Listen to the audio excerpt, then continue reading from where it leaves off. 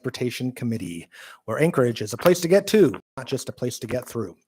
We're going to go ahead and we'll start with Assembly member introductions. Karen Bronga. Anna Brawley. I'm Daniel Volin. Meg Zalaton. And on the phone, I believe we have Member Myers. Are you there? Yes, sir. Thank you, Member Volin. Thank you. Are there any other Assembly members on the phone? Member Martinez. Felix Rivera is here. Okay, I hear Member Rivera and Member Martinez. Anyone else? Okay, Member Constant will rejoin us here shortly. And Member Cross, I believe, will join us as well. And then also in the room, we have Assembly Council. If you'd like to introduce yourself. Matthew Hurt, Legislative Council. Okay, and here at the table, we have Lance Wilbur, Executive Director of Community Development. fantastic.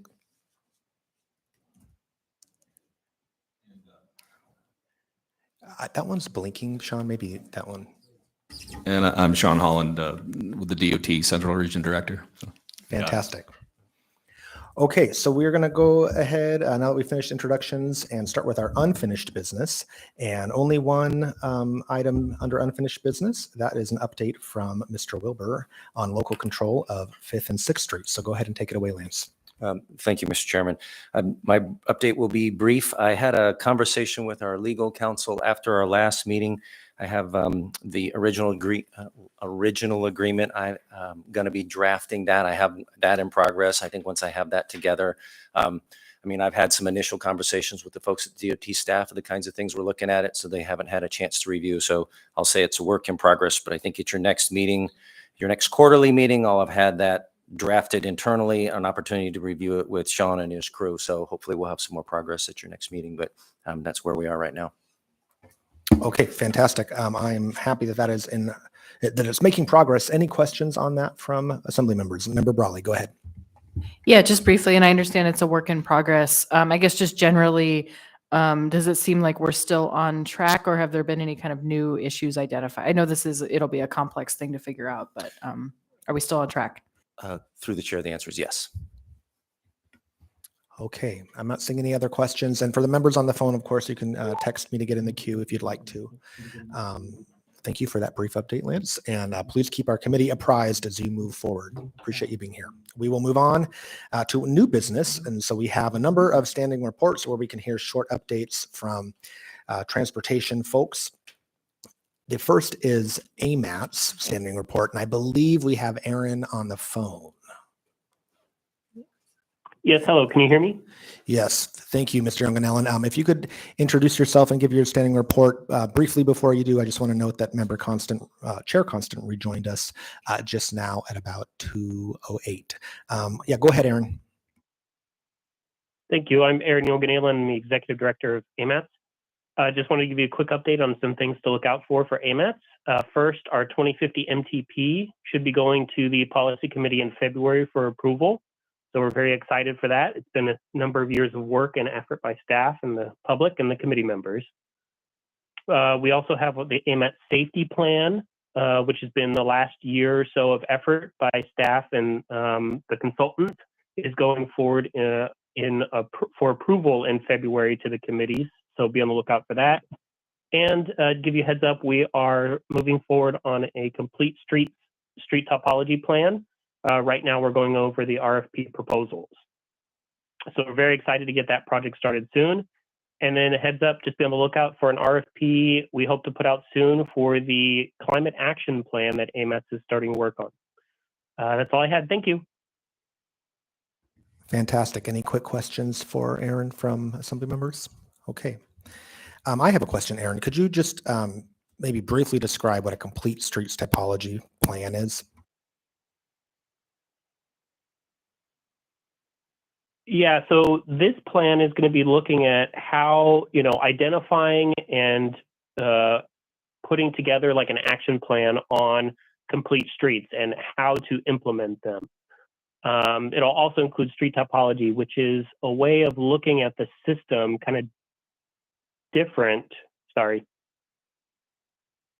It's different than it has been looked at before, because it's trying to take a look at how can the system be built, or how can a road be developed that fits kind of the associated adjacent land use. And it recognizes that certain roads may not need to be the exact same for the entire length of it. So think about Tudor Road, how there are a lot of different land uses along there, but it's kind of designed as one long arterial. The complete street topology plan could take a look and make recommendations to adjust Tudor to better fit the adjacent land use. Okay, great. I appreciate that. Thank you, Aaron. We will move on in our standing reports. Next, we have MOA traffic. So I believe we have Brad Coy to deliver that standing report.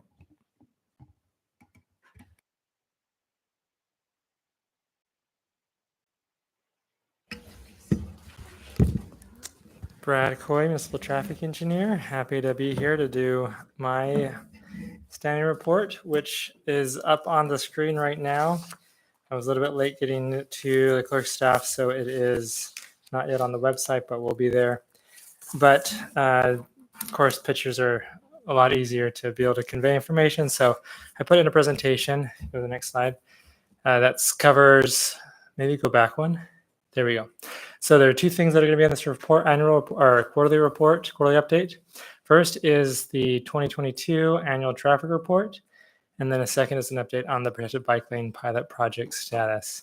Traffic calming is something that you asked about, and it's its own item on the agenda, so I won't be covering that today. Can you go to the next one? So the annual traffic report is this guy that I have in my hand. That's hard copy or online at that link.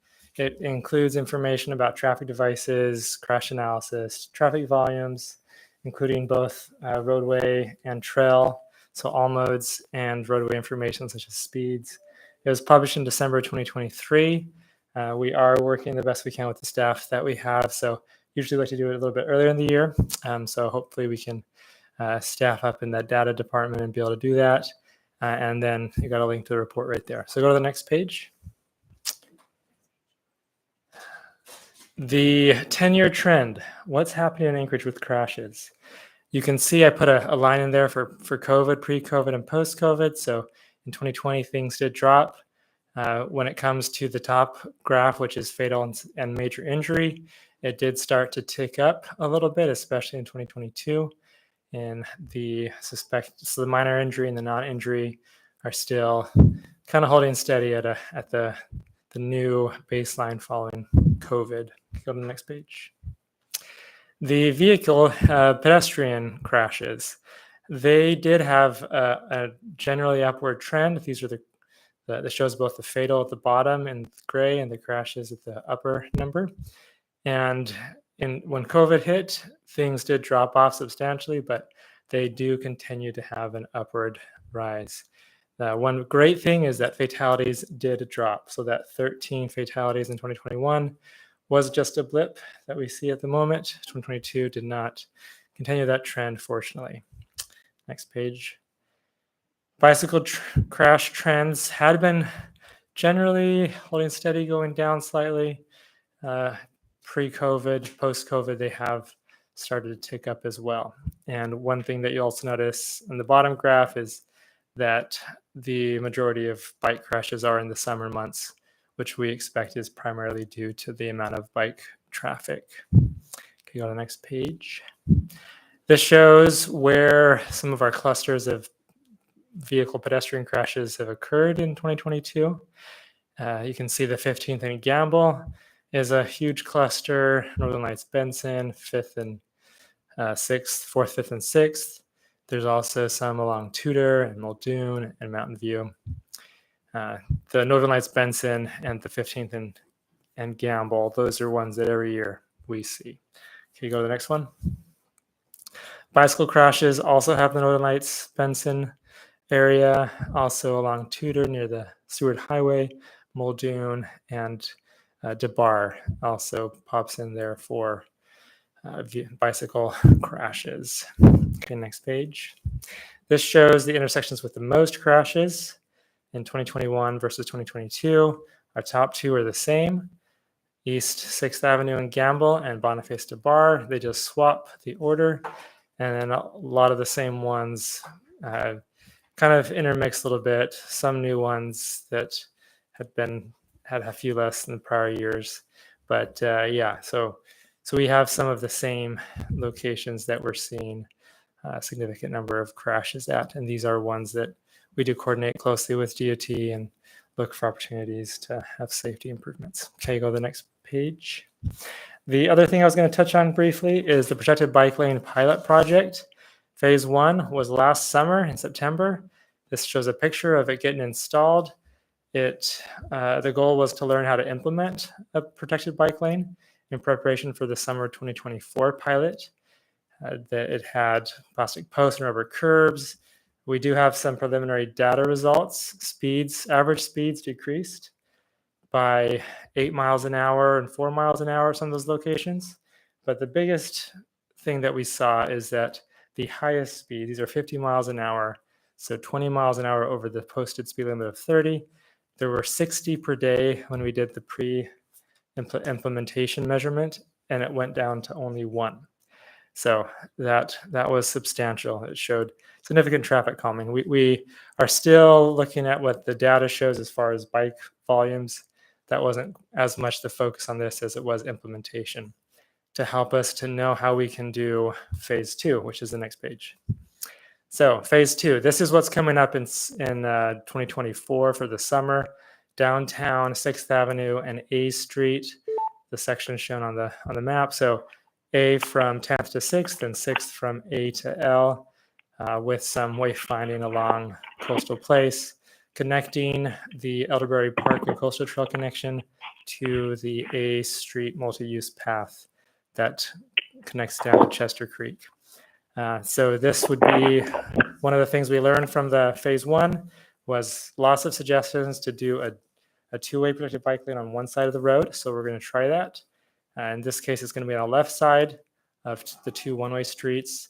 It's going to use one of the 3 lanes is going to be converted from a vehicular lane to two-way bike lane. And it was, we're excited to be able to implement it in summer of 2024. And it did have just this last week a newly signed agreement between municipal manager and Sean Holland sitting next to me, the Central Region Director. So we're really excited for that partnership. It's been a great opportunity to work with them. And we are diving headlong into community stakeholder outreach. A website should be forthcoming. We did meet with the Downtown Community Council last week. So more information is going to be going out. We are looking for feedback and input, and there will be more details. This is just a brief overview.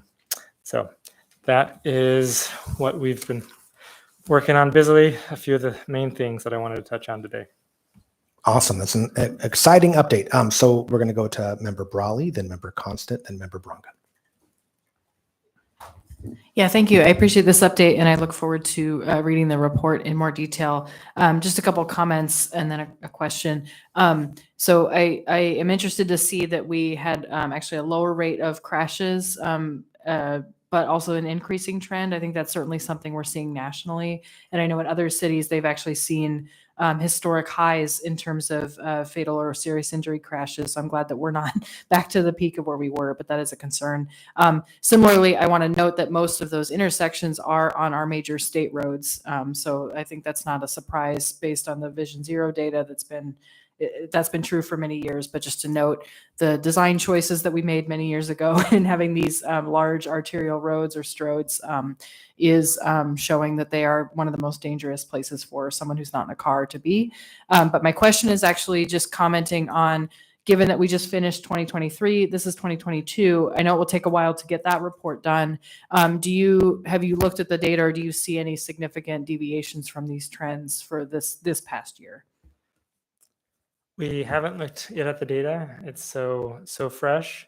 Often with getting the crash data into our system, it takes a little while, especially the fatal and serious injury. Those records often are not passed over to us yet. So we don't dive in to start to do analysis until we have that kind of all wrapped together. So no information, no insight yet on that. Sorry.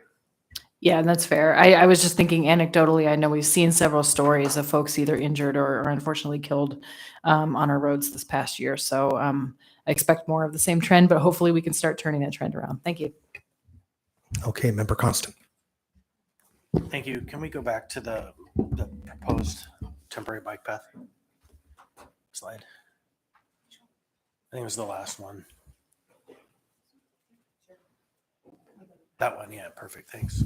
Couple of questions on this. Strongly supportive.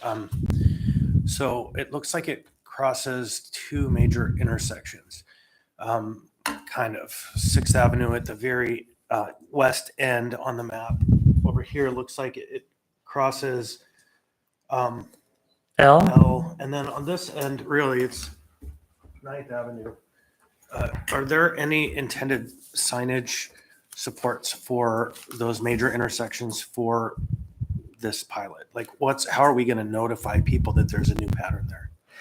One of the things that we're looking into is actually having a type of green pavement tape or film that gets put down, adhesive that can be taken up at the end of the summer when it comes back up, that shows that there's something going through the intersection there, kind of like you would see with bike lanes. So that's one of the things we do plan to have signage.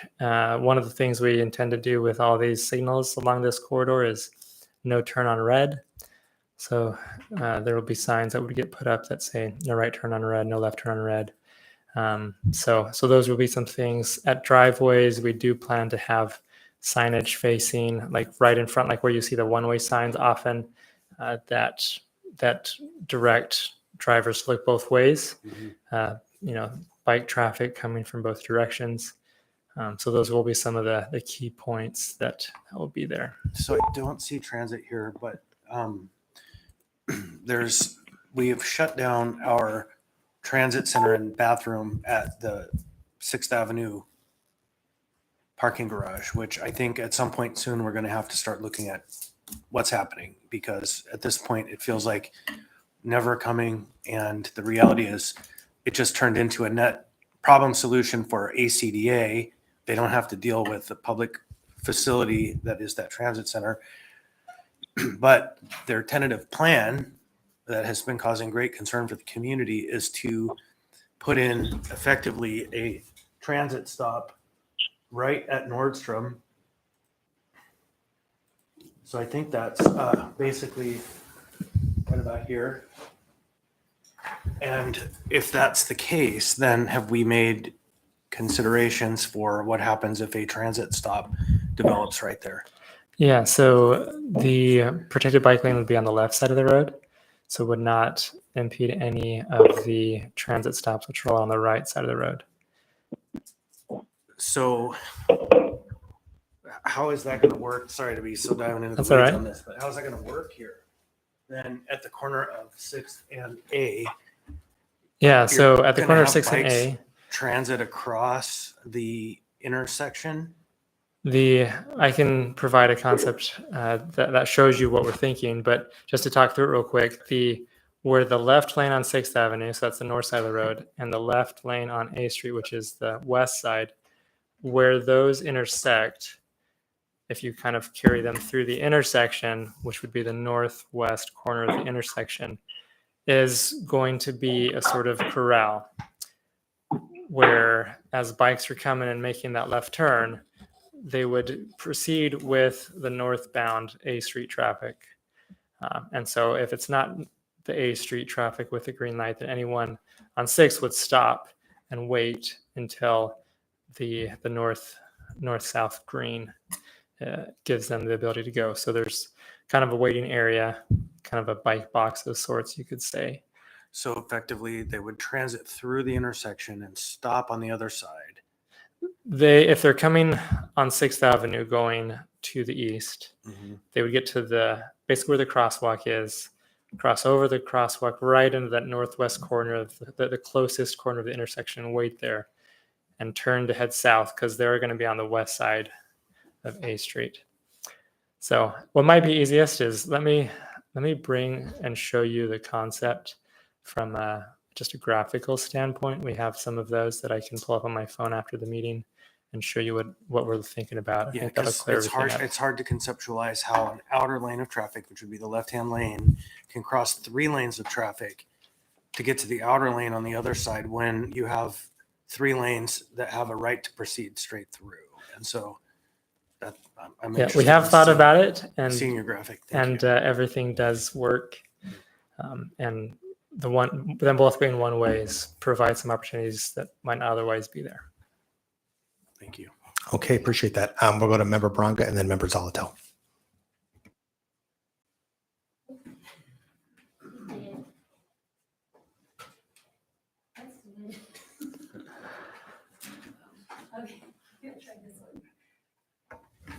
Sorry about that. I am super excited about the change in number of speeders from 60 a day to 1 a day on Pine Street. That's amazing, and I hope this works out. I like one side of the street way better than both sides of Pine Street, having experienced that. What I was going to ask you is, Mr. Martinez and I were talking to you about NACDO resolution, and you were going to work on complete streets, possibly rewrite of things. How is that going?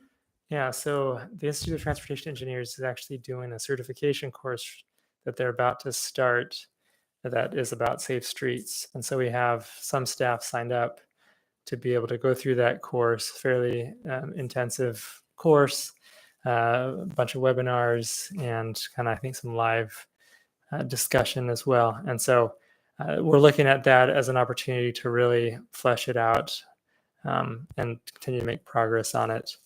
So that's where some of that safe streets. So we've been starting to incorporate those concepts more, talk about them more, use the terminology more, and we saw as a great opportunity to enhance that. So we're still working on it. Takes a little bit longer than we were hoping, of course, but it's in the works. The last thing, and when I saw you, I remembered Braga and DeBar, where that sinkhole was. I guess it has cones again. And do you have any idea what's going on with that? The one lane is blocked off. I'm getting a lot of messages about it. Okay, I am not sure. I haven't been involved with that. It might be something that looks like Kent. It looks like Mr. Wilbur or Mr. Colhase. Okay. Thanks. Okay, Member Zolotel. Great, thank you. I have a couple of questions about this project. You said that there'll be no right turn on red. Is that just a policy or a policy exception that traffic can decide to do? The code and the manual on uniform traffic control devices and our code allows that if an intersection is signed that way, that it can be that way. So by putting up the sign, you can establish the policy. Exactly. Okay, that might have a follow along effect throughout town and a big demand. So just FYI, that's why I wanted to get that clarification. What's the proposed protection for the bike lane, particularly along A Street and 6th Avenue? This will be the first time we're marrying a truck route with a protected bike lane. So I'm curious to know what we're thinking about there. Yeah, so we have talked with the Alaska Trucking Association, Joe Michelle, and one thing he requested is that nothing be put that could block the visibility of where the cyclists were versus the trucks, and that it didn't block the ability of trucks to maneuver. So what we're thinking about that is not something that's more landscaped, but instead there are some Jersey barriers that DOT, it looks like from some of our coordination we've done with our partners there, have some stronger, more durable protection than the flex post that we used on Pine Street. So we're still very early in the exploration of what materials we have available, but that's the sort of thing that we're looking. One of the things that we do have going for us is that there is a small shoulder in addition to the 12-foot travel lane. And so that gives us a good 16 or so feet for both the bike lane and a buffer. And so we anticipate having ample space to do something more robust and then have the two-way bike lane. Okay. And then I hope there's some outreach that these can somehow be documented for RV companies as well. We are now working in major thoroughfares, very different environment from Pine Street, and people who may not be familiar with our environment and just trying to navigate their way through town. And finally, I'm curious if there are any studies on what is adequate protection for a, as Mr. Volin would say, vulnerable road user against various classes of vehicles. And if that's been researched and studied in best practices. I would hate for us to know those things and then choose an option that was insufficient per the science of it, because that could cause considerable liability for the municipality. Thank you. Sounds good. Thanks. Member Constant. Brad, I don't know if this is in your purview, separate than all of this. Is your office responsible for the designation and signage of fire lanes? I'd have to look into that. I'm not sure. That hasn't come before me. So I have to double check. And do you know, Mr. Wilbur? Do you know? Through the chair, I think it's a combination of working with the fire department and the locations of where they want those, and the signage actually, if it was to be put up, would be put up by the traffic department, but I'll verify both of those and let you know. So I am in receipt of some public social media communications from individuals who live in Lursas who have described the use of establishing fire lanes as an effective means of restricting access to Chugach State Park. And so I'm interested in understanding the mechanics of how a fire lane is designated, under what process, who reviews it, so that I can, when I am confronted with such statements, either rebut or say, wow, it's amazing you have this tool that you 5 people could create a fire lane. And so I am very interested in understanding the mechanics. Thank you. So am I. I think that's the topic for our next transportation committee because I'm similarly interested. Thank you for bringing that up. Briefly, I will just say I'm very excited about the Protected Bike Lane project and grateful to have had an opportunity to help as part of the committee working on that. One thing I really appreciate is your engagement with the Downtown Community Council. It's very interesting because we sort of took this concept to one community council that will remain nameless, Midtown, and they were skeptical, and that's okay. But when you brought it to the Downtown Community Council, they were all over it, and they were like, "Oh, how can we get it to go on this route and activate it? And we want this to go past our businesses." And so, pretty cool to see that response. And I know you guys are working hard on that. I do want to briefly go back to the slide that had the collision rates and the fatality rates. The graph, and it was like green and gray. I think the fatalities were gray on the top. Yeah, right. The 10-year crash trend. So I just think it's interesting that, we have sort of the undulations in collisions, but it looks like the proportion of fatalities have stayed more or less the same. And so I wonder if there's a takeaway there. That might be worth exploring. That's my only comment on that. Okay, with that, I think we will move on. And our next standing report will be from AKDOT, and I believe Mr. Holland will be delivering that. Thanks. Sean Holland. I've been the regional director at Central Region since November, and I've met all the assembly people that are in the room. I think I haven't met Mr. Myers online, but I'll say hi next time I see you.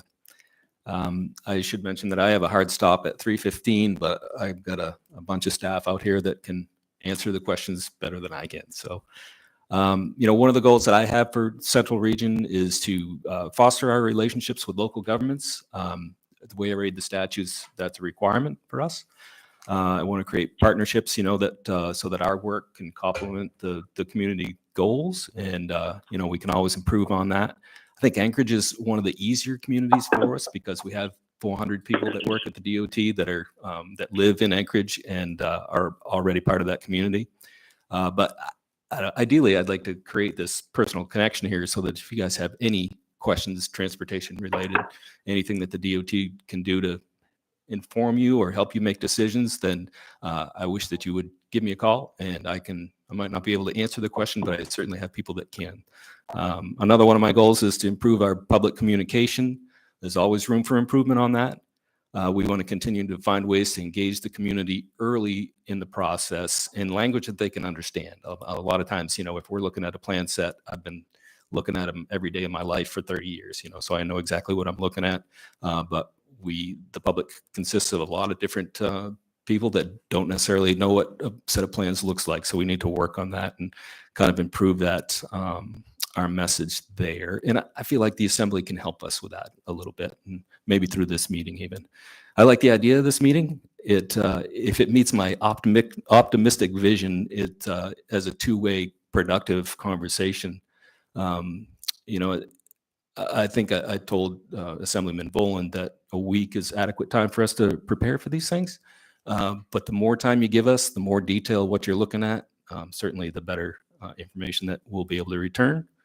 And again, in my vision, we could use this meeting so that we can help educate you on some certain things, again, to help you make better decisions, how we can work together to achieve our common goals.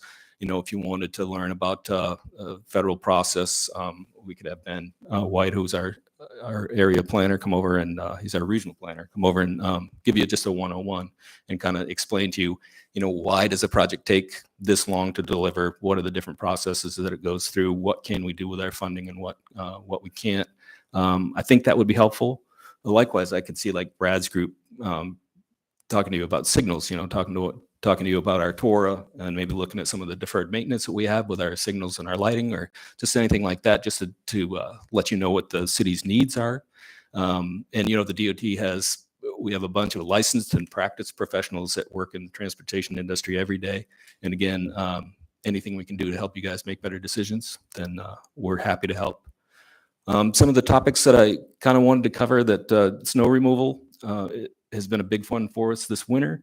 And we're a solution-based organization, so we're looking at this record snowfall as an opportunity maybe to highlight some of the spots that we can improve on, and some of the spots that we need to provide more focus on. And I guess one of the things that we've recognized is that we need to step up our sidewalk snow removal. Some of the things that we've done immediately are we've now have a dedicated DOT operator that starts on sidewalks. And then, as we clear the roads, we transition into clearing sidewalks, but we want to get started on that as soon as the storm starts. We've also executed an on-call contract to clear sidewalks. So we have a contractor on board that has sidewalk snow blowers, and we can call them if we're falling behind. And then maybe a little less interesting, but we have several pieces of equipment that we only use in the summer. A snow blower, the sidewalk snow blowers that we have, we only use them in the winter. They're high maintenance items, and if you're only using it for 4 months, it just increases the ownership costs. Well, we have things like tractors that would do mowing, or skid steers that would do various things around the shop. You can buy snow blower attachments for those, so that we're gonna do some of that for two things. I said it's a high maintenance piece of equipment, so we'll have spares. But then also we may be able to reduce the ownership costs of some of those pieces of equipment if we can use them 12 months a year. We also recognize that we're not meeting expectations on our priority 3 and 4 roads, which is primarily on the hillside. So we've executed an on-call contract that will help us focus on those priority 3 and 4s. And we're still kind of experimenting on when do we call those contractors and get them to start helping us.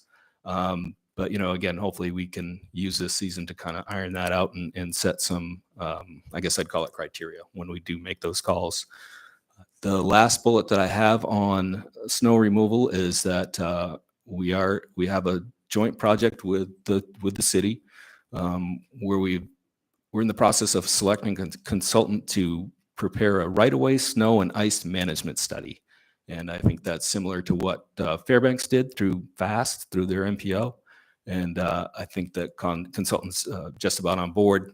I feel like the timeline was about a year before we got that report back. But the idea, of course, is to make our snow removal more efficient, take a look at some of our parking downtown, and just try to help us achieve those goals a little bit better. Next bullet that I wanted to bring up is our statewide transportation improvement program was resubmitted in a draft form to FHWA last week. We got an extension of 180 days. It's generally due at the end of the federal fiscal year. We got a record number of comments on the STEP, 1,200 comments. So we needed some extra time to go through those comments and respond, but that's the goal, is to respond to all of them. It's 30-day minimum for an approval from the FHWA, but yeah, we're getting closer to that. I guess my takeaway from that was that we as a state have a lot more transportation needs than we do available funding. With the IIJA, which is the Infrastructure Jobs Act, there's a lot of discretionary grants that are available. They all require individual proposals, and we've been aggressively pursuing some of those grants, and we've had some success. I feel like maybe there's some of that opportunity for the city, but a thing that we should follow up on. The last bullet that I wanted to bring up is just to follow up on what Brad spoke about with that protected bike lane on 6th and A. That's being funded by the DOT, and it's that joint project with the city. We have funding for those type of projects, and so we could try another one, and particularly when if we have a project that's in design, we could go out and do another pilot project just to see how well it works somewhere else. So we're open to discussions on more of those pilot projects just to see how those work. I want it to be a success. It makes me a little bit nervous dropping those lanes. So Kent and I had the project team kind of give us a presentation on it, and I thought they did an excellent job of explaining what their definition of success was. What I heard was that we're hoping to see significant safe use, and that we would have minimal disruption to traffic by eliminating those traffic lanes. I expect that we probably will have some complaints, but again, as an invested Anchorage citizen, I guess that I'm all for trying to create a more vibrant and attractive downtown, and hopefully this will work towards that as well. So, but that's all I have. Great. Thank you, Mr. Holland. Yeah, I think I'm very excited about that spirit of collaboration that we've seen on that project. Member questions for our Central Region Director. We'll go to Member Brongo first, and then Brawley, then Zalatel. I was looking at the map that delineates which streets are plowed by state and muni. And in our area, which I know you've heard other places, there's these streets that are in no man's land, like 36th Avenue. If we try to get anything done, we're told it's a state road, but then sometimes we say, why isn't it plowed? And they go, well, that's a muni road.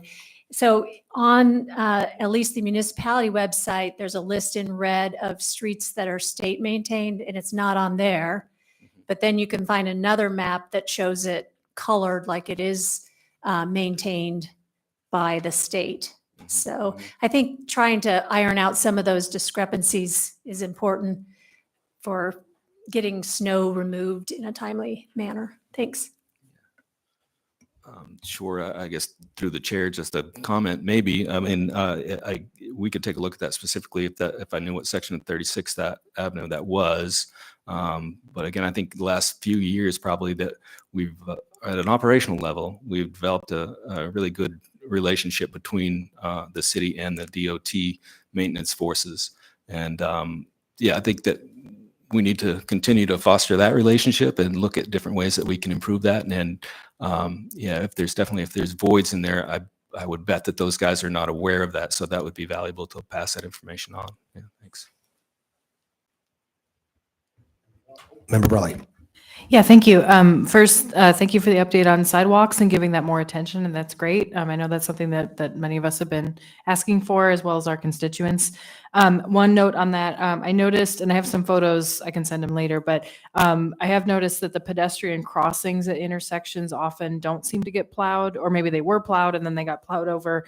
And then I've also noticed specifically, I'll bring up Minnesota, but I know this is true in other areas, the median crossing, so sometimes it actually has a signal light on it. That appears to not be plowed, because I saw it was plowed by people's feet, basically. So it's also not really accessible with folks on wheelchairs, for example. So just a note, that's a detail, but since we're here.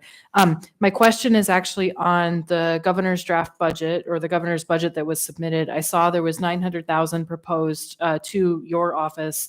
And so I was just wondering, because I can't remember what that was marked for. And then is that Anchorage specific or would that also be for the whole region? So please comment on that. It's actually statewide. Yeah, but $900,000 pop for emergency snow removal specifically.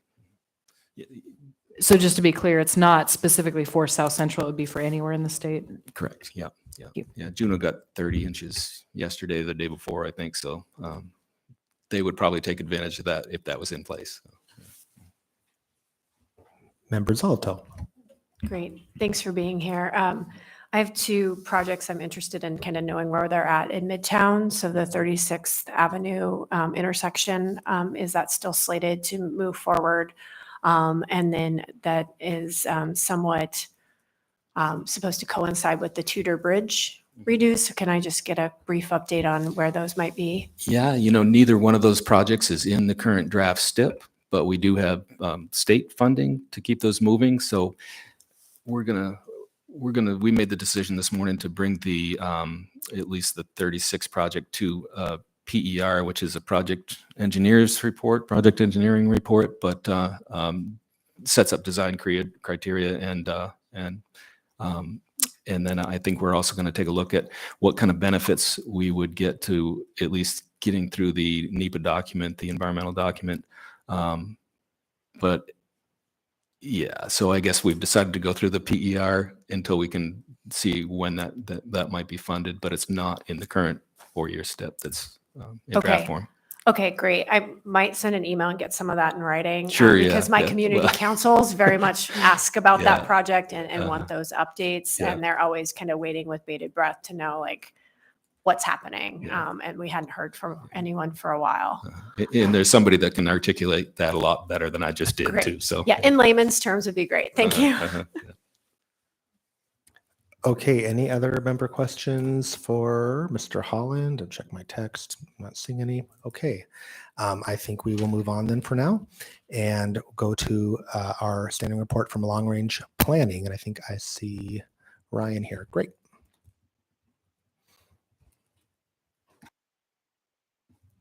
All right, Mr. Yels, if you could introduce yourself and then take it away.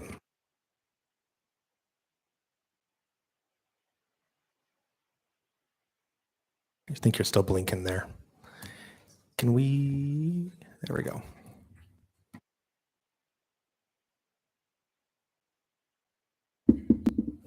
Green light. All right. Thank you, Mr. Chair. Ryan Yell, Long Range Planning Manager for the Municipality of Anchorage.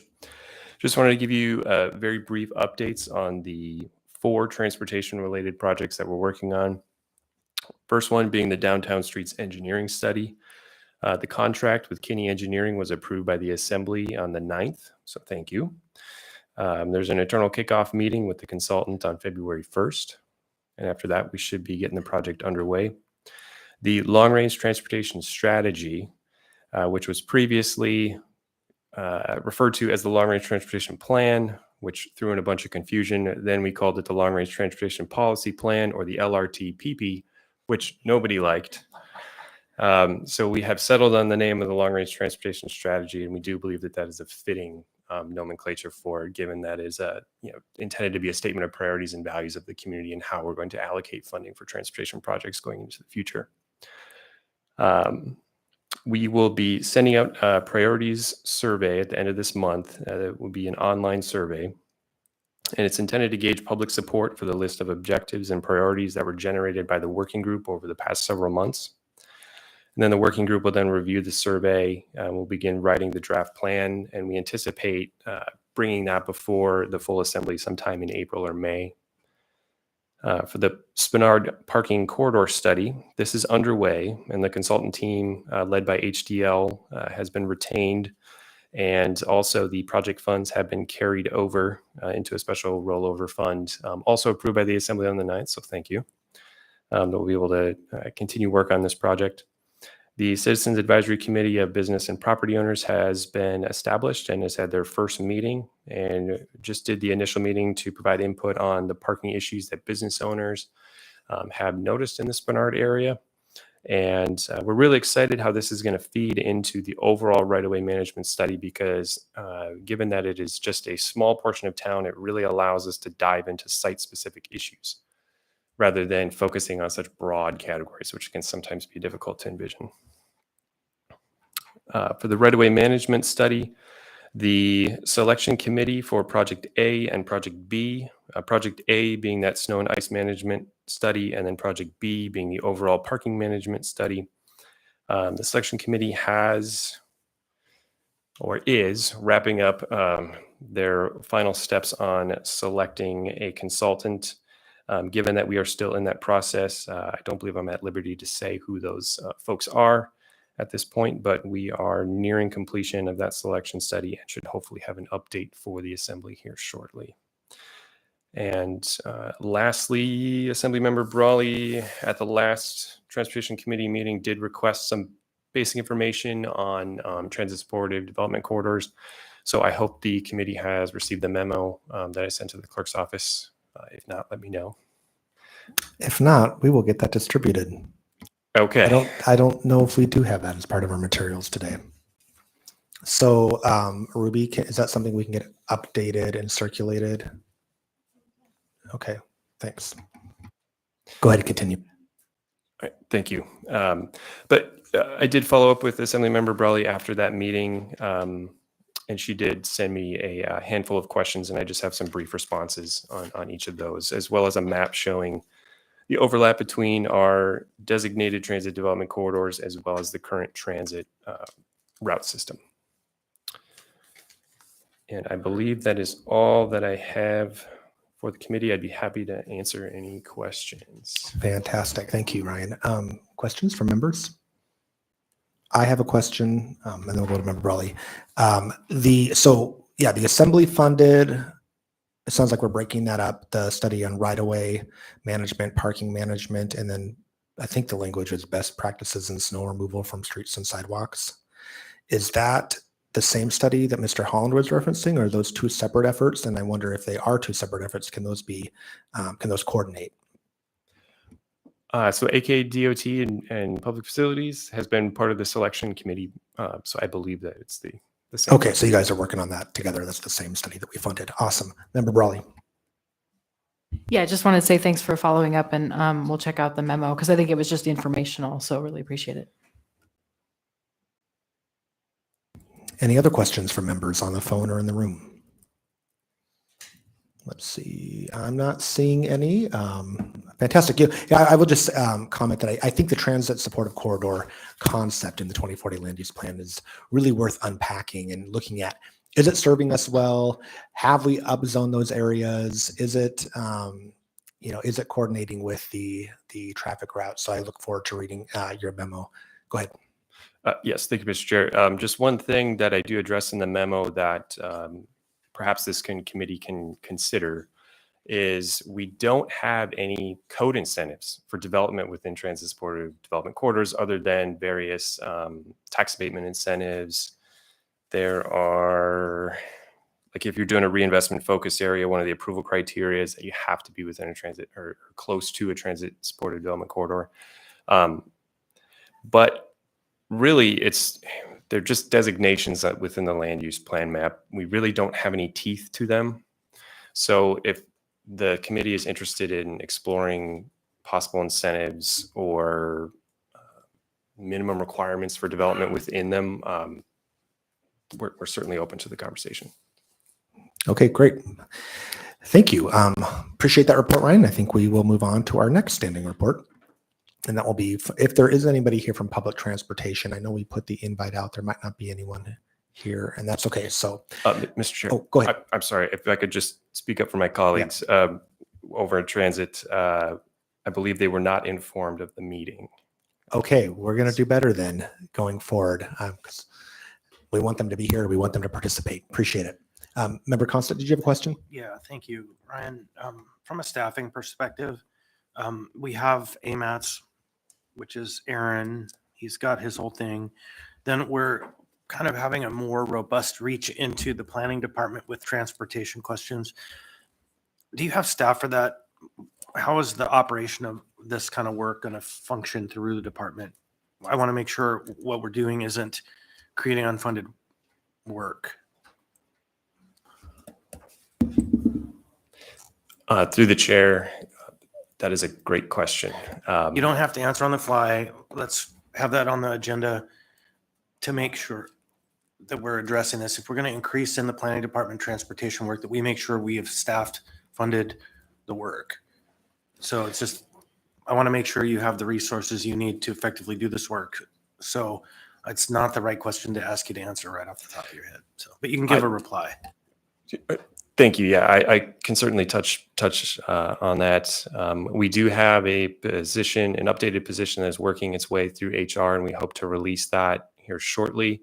That's going to be a 50-50 operated funds and the CDBG-DR disaster relief funds. So half of that staff member's time is going to be devoted towards the disaster relief projects, half towards operating funds with planning department. We also have funding to hire a new senior planner July of this year. So, and that's hoping that we can hire somebody quickly and somebody who's up to speed and familiar with Anchorage. So we're excited at getting some new folks on board. And if that pans out as we envisioned, then I will have 4 senior planners on my team, which will double our capacity. Members Zolotel? The takeaway did you would want- be, go ahead. Glenn, that generally speaking, if the trajectory continues, you are supported enough to do this work this year. I believe so. Thank you. Okay, thanks. And then members Zolotel. Yep. And did you fill the open position? Because when we started the budget conversation back in the fall, you had an open position, or at least in planning. Maybe it wasn't long range. There'd been a retirement or there'd been an opening. And that's why we funded the other one at half year, giving you time to fill the previously vacant position. Through the chair, we had existing funding for a half-time senior planner position, and then the CDBG-DR funds made That's up that how other you're half. filling that position. Okay. So we were able to reclassify that as a full-time position. And that is the position that's working its way through the HR process right now. Got it. Okay. I think we're all good. Appreciate it. And yes, we will make a point of making sure that public transit is invited to our next meeting. That was the intent. Oh, Mr. Colhase, go ahead. Thank you for letting me interrupt, Mr. Chair. I have to step out, but I did want to respond to Member Bronga's question about 36th Avenue. I believe you were referring to 36 between Patterson and Muldoon. That is a state road, but it is maintained in the wintertime by the municipality. So the city does plow it in the wintertime. Okay. Yeah. Thank you. Appreciate that. Okay, next item under new business is amendment number 2 to the AMATS Transportation Improvement Program. Copies were circulated to members, so you have the packet, and apologies, if you have reading glasses, you may need to use them for these spreadsheets.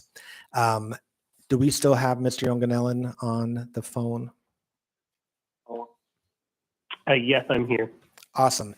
So Aaron, what I would appreciate at this point in the agenda is that maybe you could walk my colleagues who are not on the AMATS policy committee through sort of the TIP process, the opportunity for amendments to come forward, how that process typically works for amendments, and maybe the rationales for a couple of the suggestions here. We do have, just so you know, I believe it's on the committee website, and we also have printed copies here in the room of previously passed resolution on the TIP. This was AR number 2022-254S. Now, I have already had the opportunity to have a conversation on some of this with you, and I greatly appreciate the time that you spent walking me through this. But I wanted members, because we have several new members who were not on the body at the time that we passed this, I believe. So just for background information, members could review this resolution that we passed in 2022. One of the projects that is recommended to be removed as part of this omnibus amendment is something that we supported via this resolution back in 2022. and that is the trail inventory. In fact, we wanted to expand that project. It's number PLN 00019, and we were being responsive to the community. We wanted it to also include motorized easements, pedestrian right-of-way, and undeveloped right-of-way, with the idea that those easements and that right-of-way could be mapped via ArcGIS. And so that project was not expanded. Not only that, in this new amendment, it's recommended for deletion. And after talking with Aaron, I kind of understand the reasoning, but I think that might be something my colleagues would be interested in hearing from you about as well. So with that background, I will let you go ahead and take it away, Aaron. Okay. Again, it's Aaron Yonganilin with AMATS. So amendments to the TIP happen pretty routinely. We get about one a year because it takes us about 6 months or longer to go through a TIP amendment cycle. And that typically is from the very beginning of when it's introduced to the Technical Advisory Committee and the Policy Committee. Then it's released for a 45-day public comment period. It's also brought to the Assembly at that time. And then it's brought back to the committees to respond to the public comment and then send it over to FHW and FTA for approval. So it's a pretty lengthy process with multiple opportunities to provide comments and changes to the document. Typically, we recommend that anyone wanting to see a change to the amendment, it happens during the public comment period. So it's all on the record and kept track of and nothing was missed.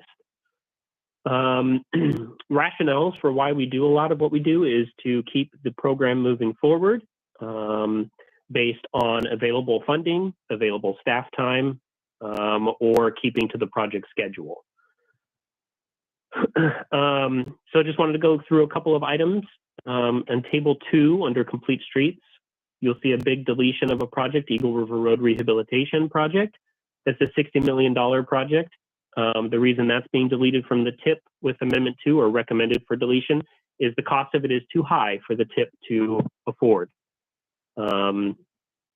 We really can't afford projects that are more than 44 million, roughly 45 million. And when you start getting into the 50 million, 60 million range, like some of these projects, we have to have a real discussion about if they can be afforded in the TIP. And at this point, the Eagle River Road one cannot at its current price. Okay, so going on to Aaron, another table. Aaron, as you Yeah. go along, do you want to take questions on projects if members have them, or do you want to come back at the end? Yeah, I can take questions as we go. Okay, I think Member Cross has a question on, if you can imagine, Member Cross has a question on the Eagle River. It's obviously it's the Eagle River one. You know, it's interesting because I've did my research here, and between 2015 to 2025 through 2025, you know, 0 non-motorized projects got taken care of in Eagle River.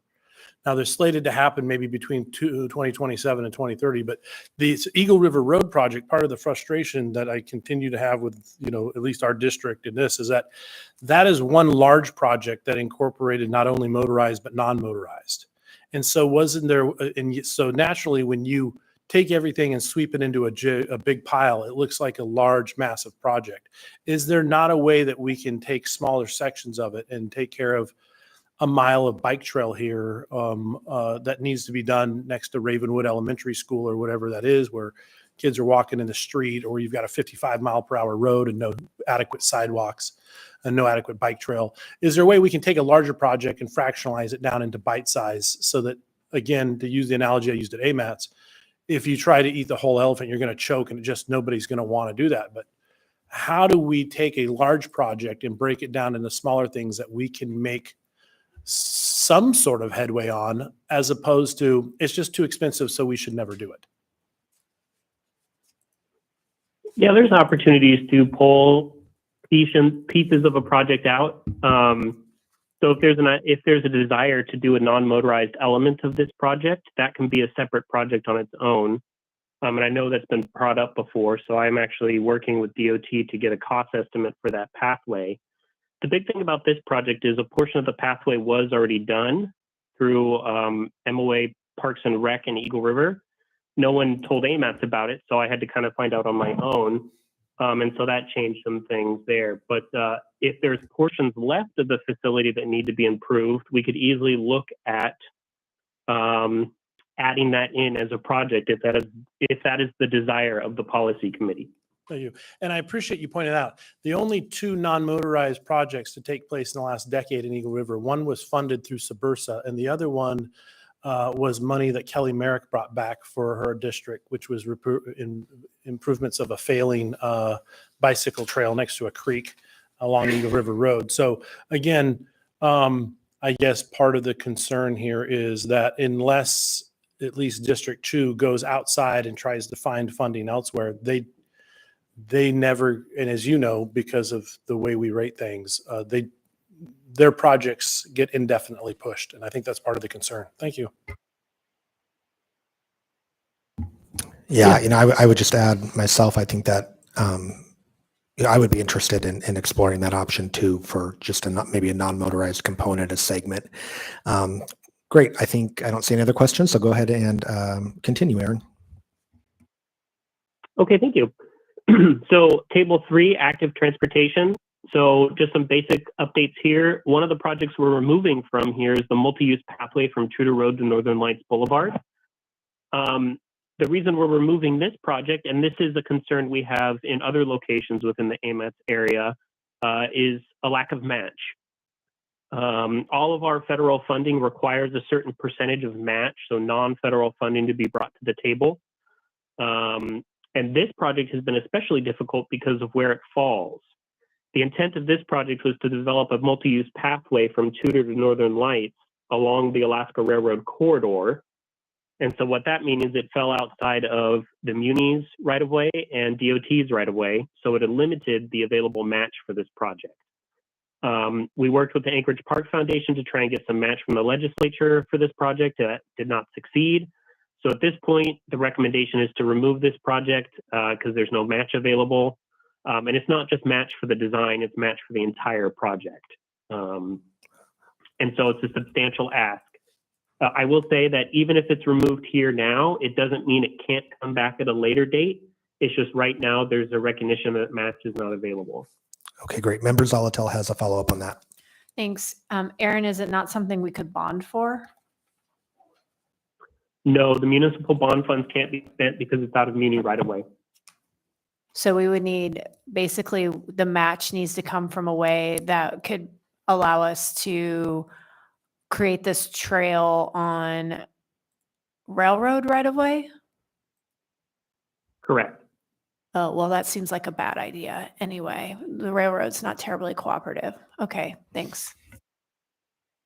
Well, I will say we have another project on railroad right away. It's the Fish Creek Trail project, and the railroad's been supportive of that.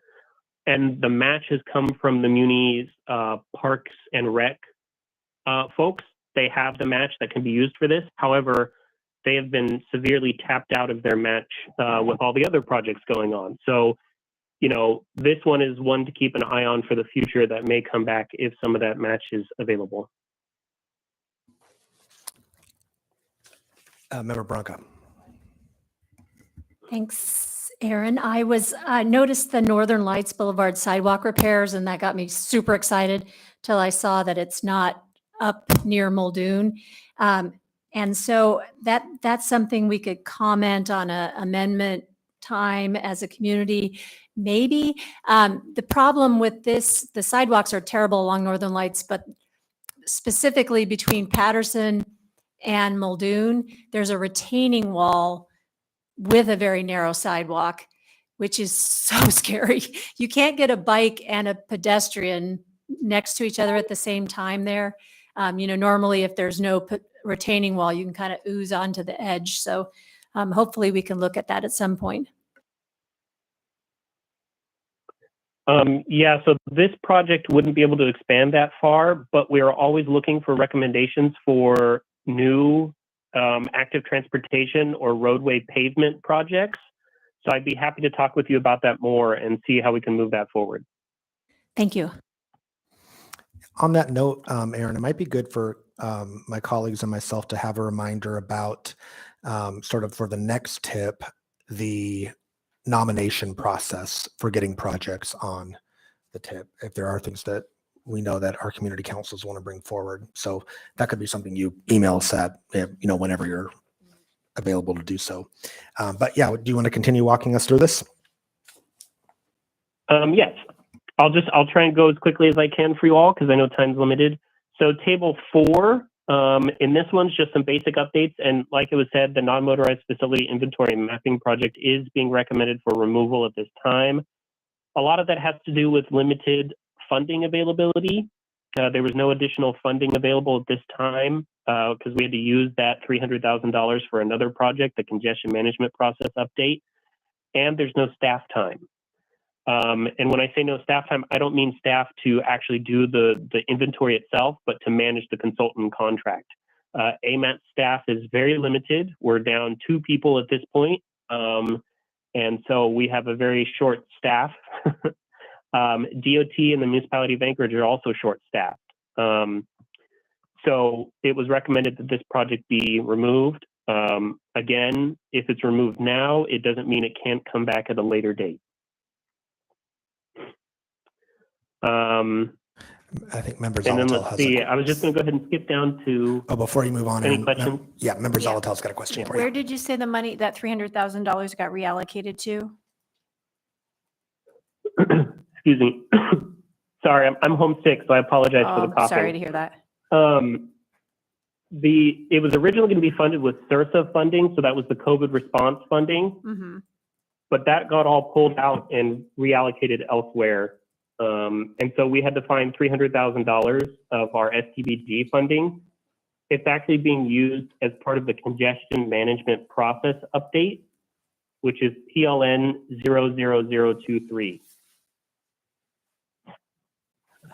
And the reason we have that project in there is the CMP is a required process plan for AMATs from the federal government. And ours is pretty outdated.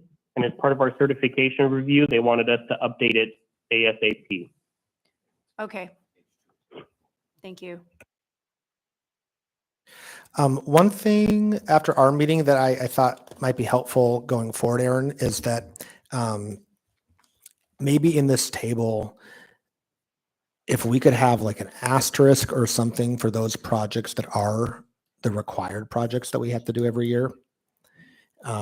Because as a policy committee member, that just might be instructive for me before I say, oh, well, let's get rid of this project to prioritize that one. It might be good to know. I think most of them say AMAPs in front of them, right? Or I guess how would we know? We're still trying to clean that up. Okay, cool. Yeah. Any other questions? Yeah, I can add that in. Perfect. And then I think Member Constant has a question for you. It's not really a question. It's relating to the item that was removed that we just discussed for $300,000. Just want folks to know that the Assembly added some language to an item at our meeting a week ago, Tuesday. I forget which item it was. Into the category above it, PLN 00018, which was the recreational trails plan update. We shifted some of that language into that with the appropriation item on Tuesday.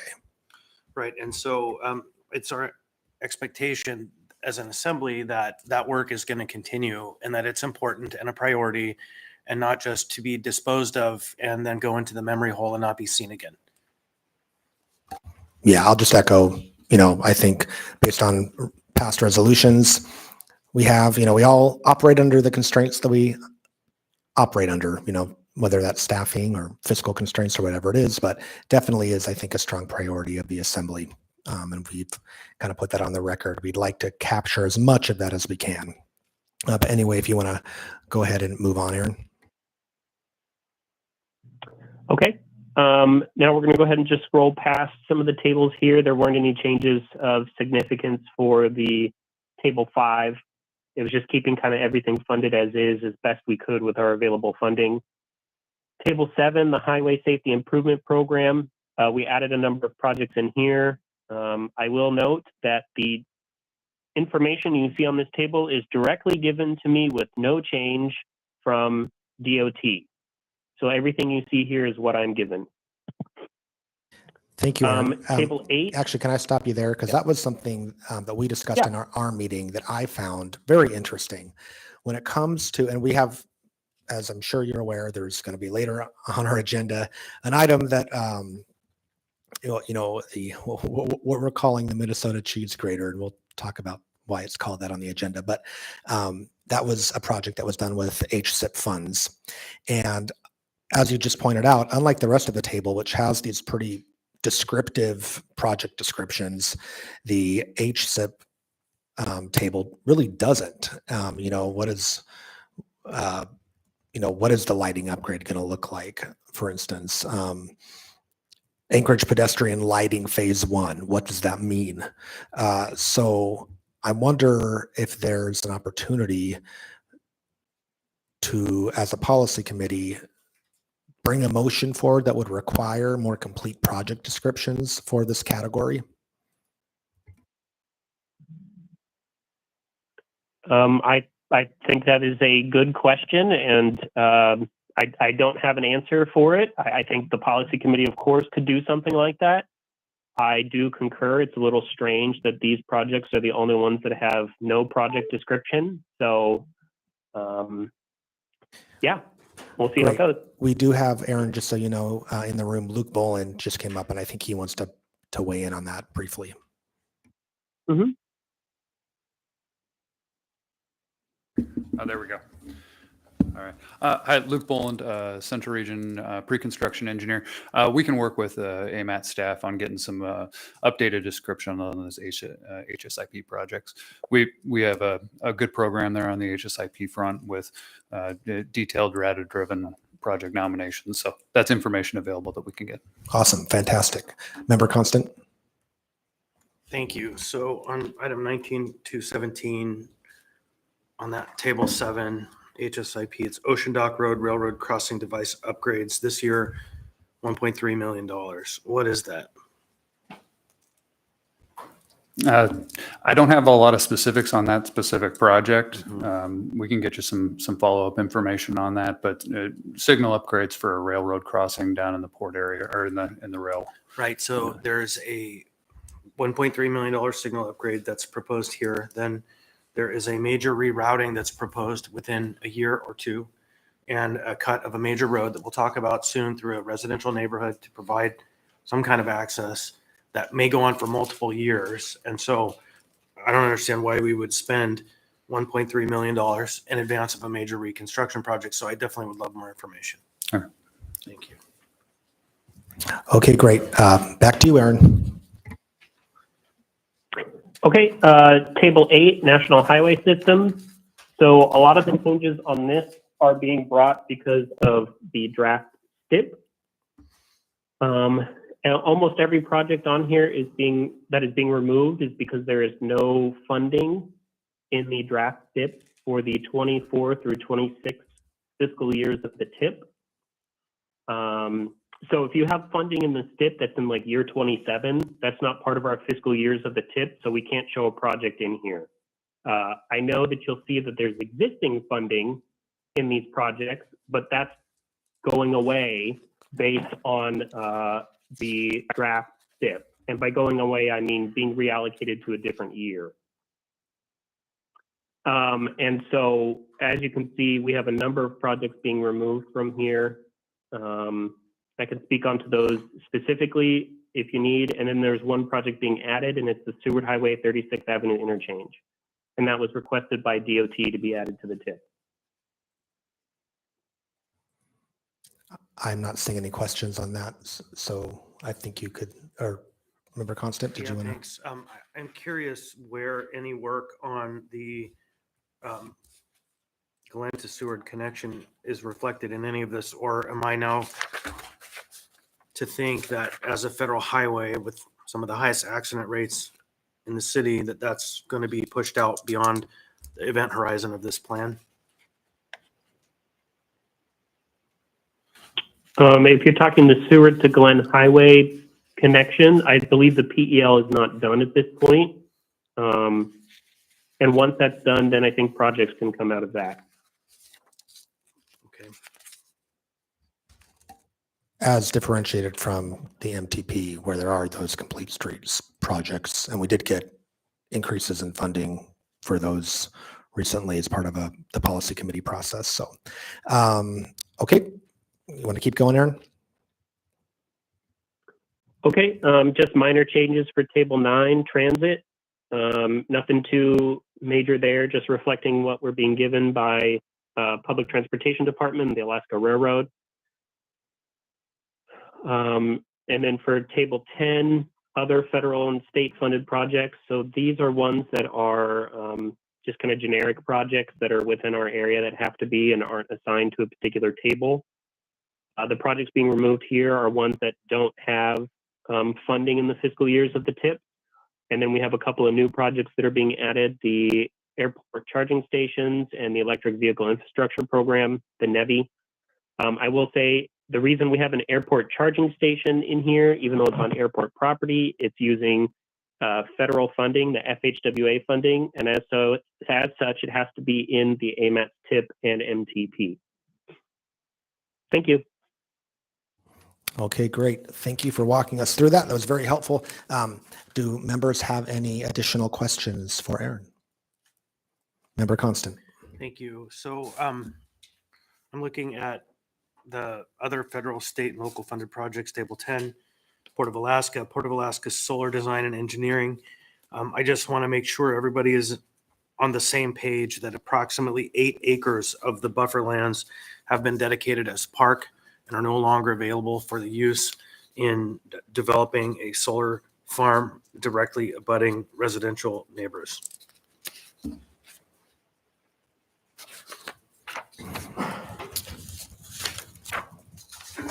So,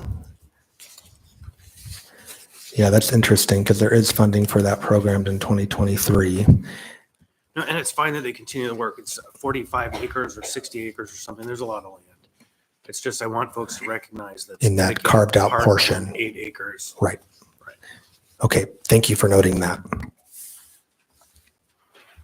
All righty, thank you again, Aaron. I think we'll move on to our next item of business. I'm going to, if there's no opposition to me doing this, I'm going to reorder the agenda so that we take safe routes to schools up last, and then we'll keep the same order.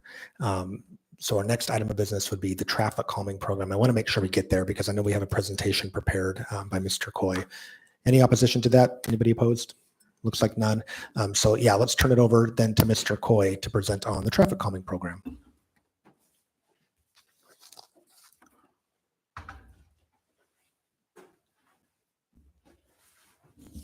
So Zach Hartman is also going to be joining me. Awesome, And welcome. He'll be doing, I guess I'll intro him and then I'll let him take it away. So again, I'm Brad Coy, Municipal Traffic Engineer.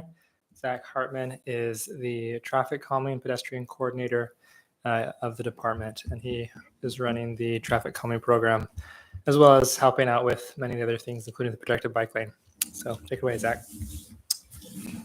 Yeah, so I'm going to run through some of the recent projects this traffic calming program has done and what we're looking forward in 2024. And then I'll go to the new qualified streets list and co-list, which is out right now for 2024. And once streets are on that list, well, how they get on that list. And then once they're on that list, how we rank and prioritize those projects. And lastly, some longer term planning we're doing in the program and how those are sensitive to different funding levels. So on this slide, this is just showing off some of the tools in the toolbox, I guess, what this program can do.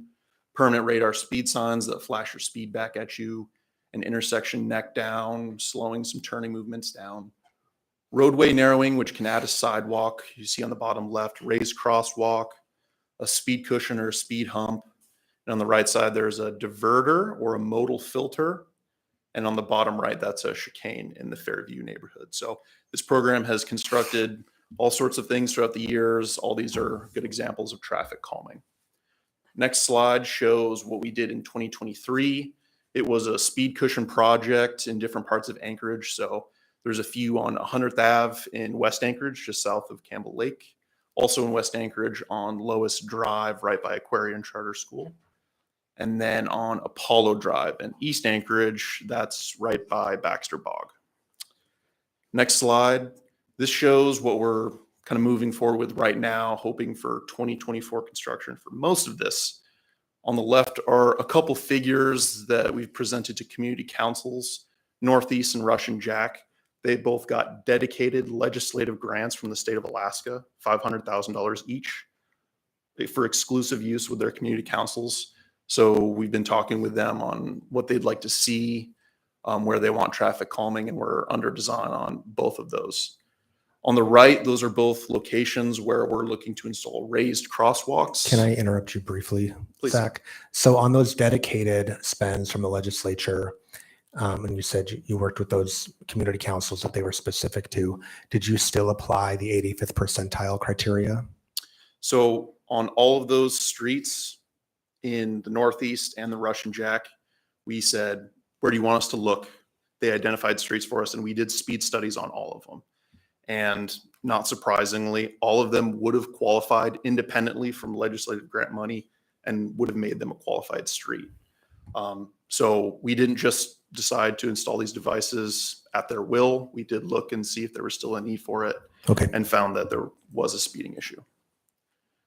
So raised crosswalks on the right, 100th Ave, that's right by the South Campbell Lake public access easement, kind of retrofitting that crosswalk.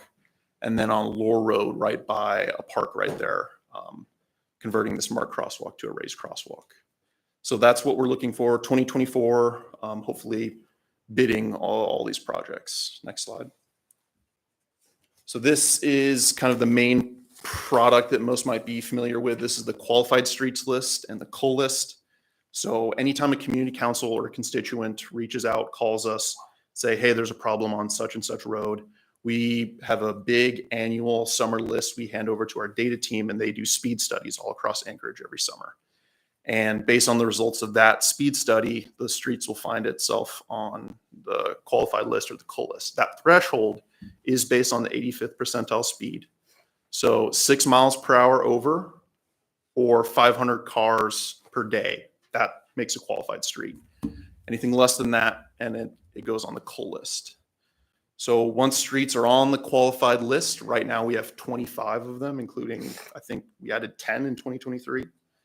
We have a ranking process to kind of just prioritize based on the limited funding we have. Next slide. We've made some small adjustments for, 2-3 years out, how we prioritize these streets. The highlight of that change in how we rank the streets, we're de-emphasizing the 85th percentile. A lot of the ways that neighbors feel the speeding on their streets is a handful of cars going really, really fast. So also quantifying the amount of extreme speeders. This change also de-emphasizes volume, how many cars are on the road. Previously, the busiest roads got the most attention, not ignoring volume, but not making those streets dominate the top rank. And lastly, expanding the environmental factors we consider. So all else equal, the same exact speed on the street. We want to look at, is there lighting on the street? If it's dark, it's probably worth some extra attention.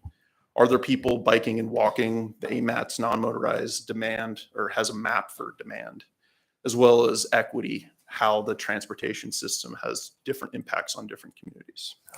I'll just stop you here. So I'm really glad to see the slide, and I think it has prompted some questions. So we'll do Member Zolotel and then Member Brawley. Thanks. So that COL list is pretty big.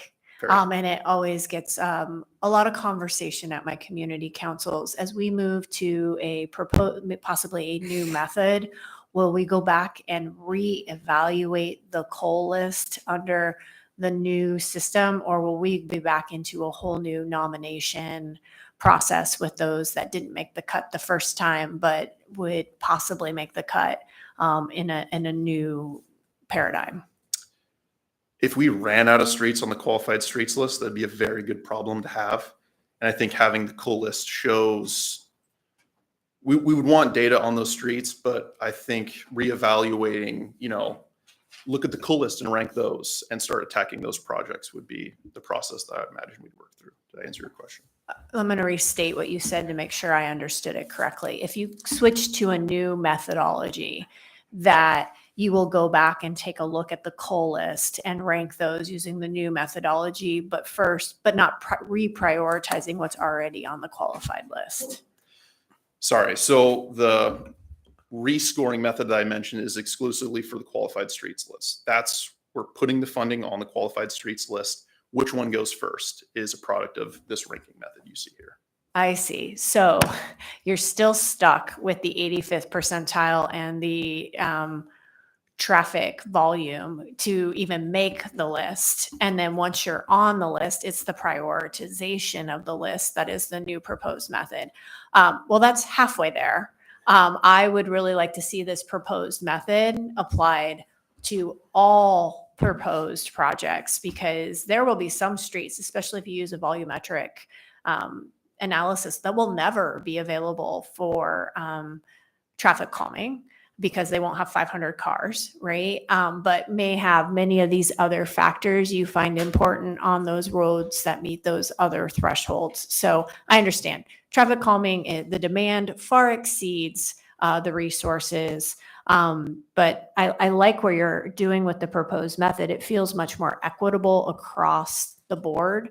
And so as you get the opportunity to do that with the qualified streets, I would hope you keep in the back of your mind, is there a greater expansion of that? And what would it cost? Just be honest with us. Tell us what it would cost, because I think that that call list, everyone's like, but I still have problems on my street. What can I do? And our tools are very limited at that point. Thanks.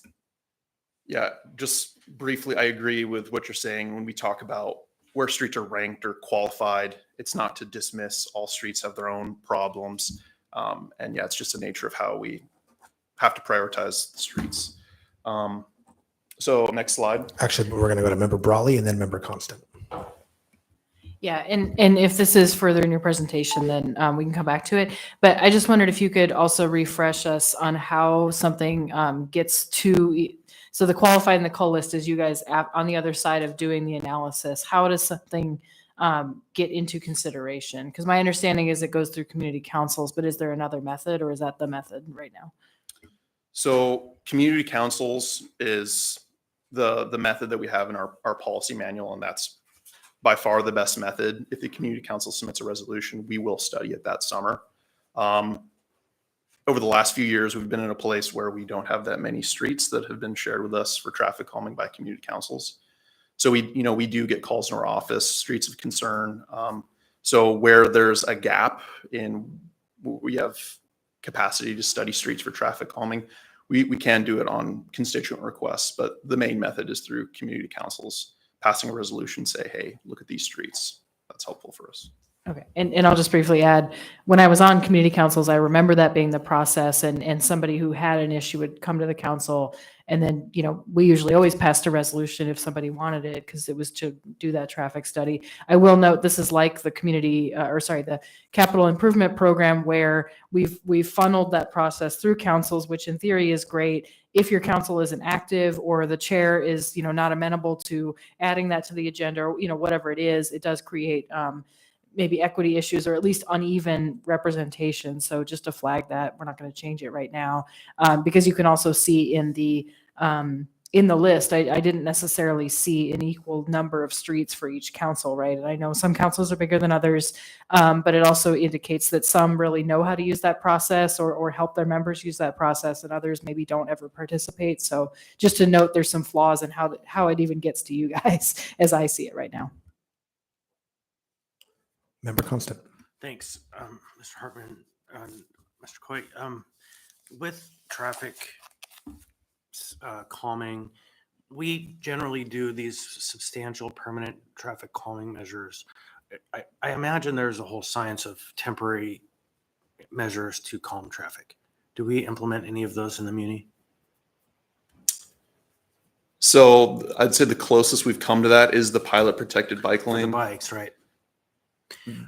Okay, so here, get me to my real question.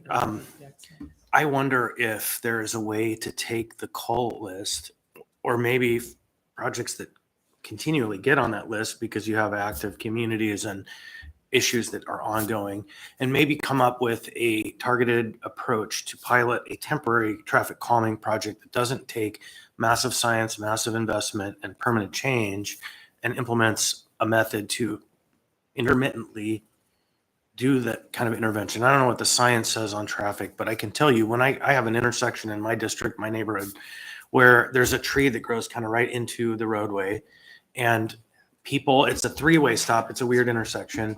People use it as just a suggestion to slow down.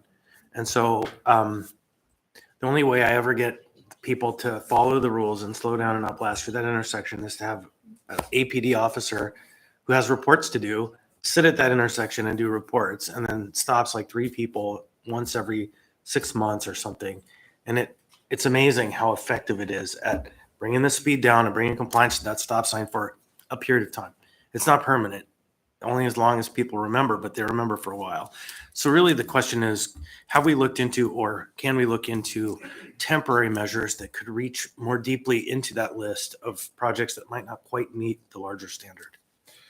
Yeah, so I think our department is interested in doing more of that. And to that tune, we are collecting quotes and in the process of purchasing now more of the temporary radar speed signs that kind of do what you're talking about. We have a handful of them out in Anchorage now, but they're just battery operated. Put them on existing signposts and they'll flash speed back at people. And they're much lower cost and they do allow some of the flexibility that you mentioned. Right, and I've seen like temporary speed humps with signage that goes up, pattern changed. I've seen a number of things. I wonder if we could look more broadly at measures, again, with the goal of taking that call list, repeat offenders that are never going to meet the standard while we wait to come up with a better standard and do something. Sure. Thank you. Okay, great. Yeah. On what Member Brawley touched on, I think it is interesting to think about maybe widening the pool of who could nominate projects. I'm thinking of maybe groups like Bike Anchorage could nominate a traffic calming project, or, et cetera. Anyway, I'll let you continue on your presentation. Yeah. So these slides get into some of the longer term planning, like multiple summers out.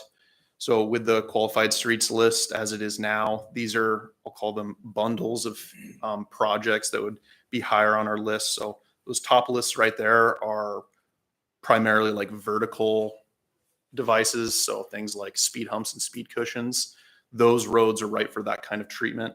And on the bottom is a list of 3 radar speed sign projects, generally kind of larger roads, more like collectors, where that would be more of an appropriate treatment. So that kind of analysis for these years out. So those are 6 project ideas. And on the next slide, you can see how that would slot in summer by summer.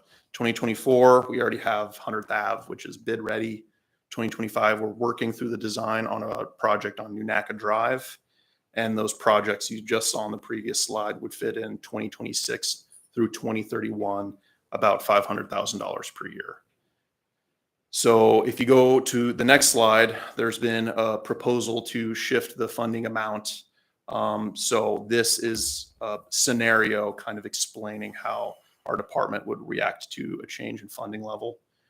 Nunaka Drive is going through design, like I mentioned, and Arctic Boulevard has a design ready for a project. So we'd be able to satisfy construction in 2025, and some of these other projects could bundle fairly logically and be logical for construction in future years.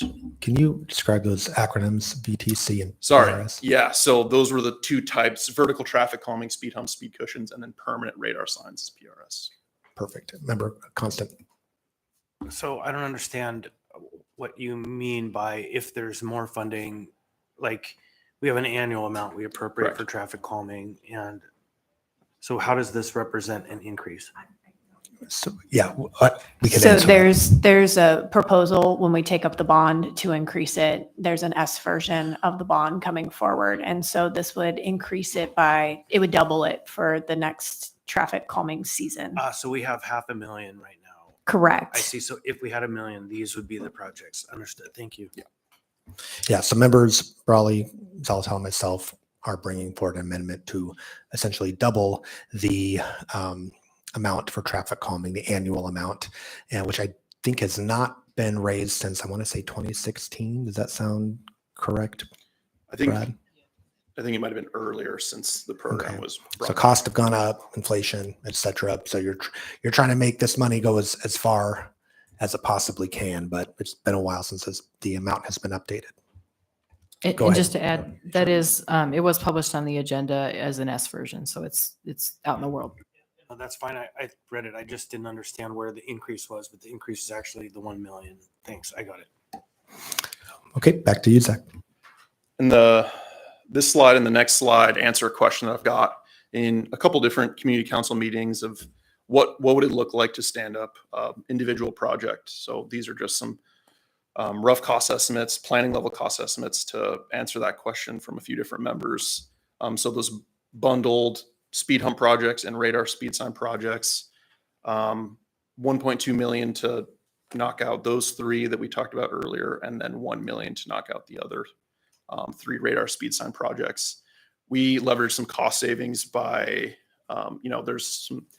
the annual cycle leads to administrative costs and increased construction costs as well, just from, new permits each year, mobilizing heavy equipment and things like that. And the next slide, been asked a couple times on what would it take to do the whole list.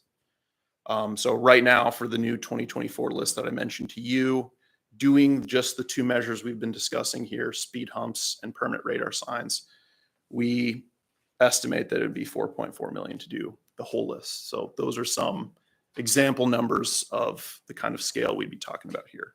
And the last slide I have on the next slide is, so for the past decade plus, this has all been on the ARDSA road bond. So that means that we haven't been able to do designer construction outside of that area. So we still, take those calls and study those streets and put them on the qualified list. We just can't design and build anything for them. I will note that that has changed this year. I believe we're no longer on the road bond for traffic calming. We've moved on to public safety and transit. So this might shift some things I've talked about here. Maybe now the Terrace Lane, Hillcrest Drive, and Downey Finch, now that we have at least 1 year of area-wide funding, we might look at those streets as well for construction. So that's all I have, but very open to that. Great. Thank you for the presentation. Member Constant. Yeah, I think this is probably a Lance question because you've been around a long time. The ARDSA bond is how we do roads. We just have a discussion about area-wide bonds for other projects like traffic calming is moved. And we had a discussion about maybe prioritizing some non-motorized facilities using an area-wide bond in Eagle River, Chugiak. We can't do that on the road bond because the road bond is an ARDSA bond. So is that only going to be achievable through a specific bond that is area-wide, or could we do like an area-wide road bond? Through the chair, I think you could do an area-wide road bond, but it would require the folks in area-wide to pass, which would include Eagle River and Girdwood. And what we've heard from the folks in Girdwood or in Eagle River is they prefer not to have a bond. They prefer to use their mill levy and set part of it for capital and part of it for operating. So similar in the parks. The interesting thing that many of you, most of you may know this, but traffic is an area-wide service. So you can put it on an area-wide bond. I mean, they have a responsibility all over, whereas municipal street maintenance is their responsibility is specific to the ARDSA. So when we vote for road bonds, we specifically identify projects in the Anchorage roads and service drainage area, those people that live in there, pay the debt on that. So if you're outside in a limited road service area, Girdwood, Eagle River, you do not pay the debt on those bonds, and that's where those services are done. So anyway, if that answers your question, Mr. Constant. So there could in fact be, separate from a road bond per se, a traffic bond, if you will, that takes care of some of these issues that fall underneath the umbrella of the department. Yes, I think we would, through the chair, I think we'd have to be thoughtful about what those are. And I'll remind the assembly that I think 2 years ago, we passed an area-wide Emergency safety bond where we had a couple roads that we were looking for all over. I mean, so I wish people would think about that more, especially on the other side of the table, because it's a great vehicle for doing important regional projects. Thank you. I think my question was answered. Okay, any other member questions? We should be conscious of time. We have a couple other agenda items. Okay, Lance, thank you for being here. Thank you, Mr. Coy and Mr. Hartman, for that presentation and for all of your hard work. I guess actually I have one more question before we move on, and that would be going back to the 4.4 million for the entire list, the qualified list. If you had the funding, would you have the capacity to complete the projects? Or would you just time them out? You have like a sequence going forward? Is that how that would work? That would probably make sense maybe for construction. Generally, the construction industry is aware of our annual funding as well. So the contractors are smaller and more nimble. But, the engineering consulting firm that we use to design a lot of these projects does way bigger projects than just traffic calming. So if we want to do it this summer or even in 2025, we already have existing plans for that. But if this was 2026 or beyond or something like that, it's not any bigger than, a typical construction project. 4.4 million is actually quite small. Two more quick questions. When applying the 85th percentile rule, are all of those recent speed studies, or when were those studies done to establish that list? So most of them are recent. I'd have to look at on that second column to the right is the year. But if they do get stale, we do like to try and do another speed study to confirm that things haven't changed and the problem that we're trying to fix is still there. Okay, so I will look at your presentation, but I have one quick more follow-up on the cold list. Let's say you had the 4.4 million. Great, we can work through the entire qualified list. Is the cold list like a hard no, or is that just no, they're not going to be prioritized? Like, could you start working on projects that were on the cold list if we got all the way through the qualified list?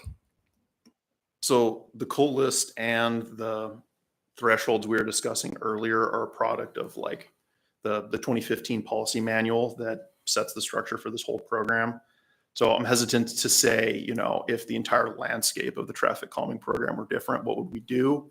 But I would say that the cold list would be the place we start with future years. If we did all these projects, it would be anything that comes in with the recent speed study or the streets with the most speeding on the cold list. I think that would be a reasonable approach. Interesting. Okay, Member Constant. Just to the members, I think that it would be wise for us to put a pin on the idea of, for legislative campaign future, put in an amount that does tackle all of these, recognizing that it's been several years now, almost 10, since the legislature has really made any meaningful investments in Anchorage, but other than the port. But I think it's worth noting that we could actually make this kind of a drumbeat every year until it gets done. And then we start over with that conversation and kind of relook through it, because that is not an insurmountable number. It's not so aggressive that it's going to be a guaranteed no. Okay, Member Brawley, then we got to move on. Yeah, sorry. That question so can you clarify? You said 500,000. It was legislative funding to those council areas. Is it 500,000 each or total? $500,000 each to Russian Jack Community Council and Northeast each. So just to note, that is the same size as what is currently written as our annual traffic calming program. Thank you. Yeah, that's interesting. But those aren't going to actually tackle these items. Correct. Yeah. So totally agree. We need to lobby our legislature. All right. Thank you, guys. We're going to move on. Speaking of the port, our next item is going to be the Track J Emergency Access Road. And I think we have Jim from the port here to present on that in Steve's absence. I'll just lay a little groundwork while you're coming up here. So this is something that the AMATS Policy Committee, it's a project that the Policy Committee voted to add to the MTP, which in turn, wait, the MTP or the TIP? The MTP. The MTP, which in turn allows it to be added to the STIP. As we heard earlier, the STIP is under an extension, but previously was not on the STIP, or it was added to the STIP, but it was not on the MTP. So basically, it was on the STIP when it wasn't technically supposed to be.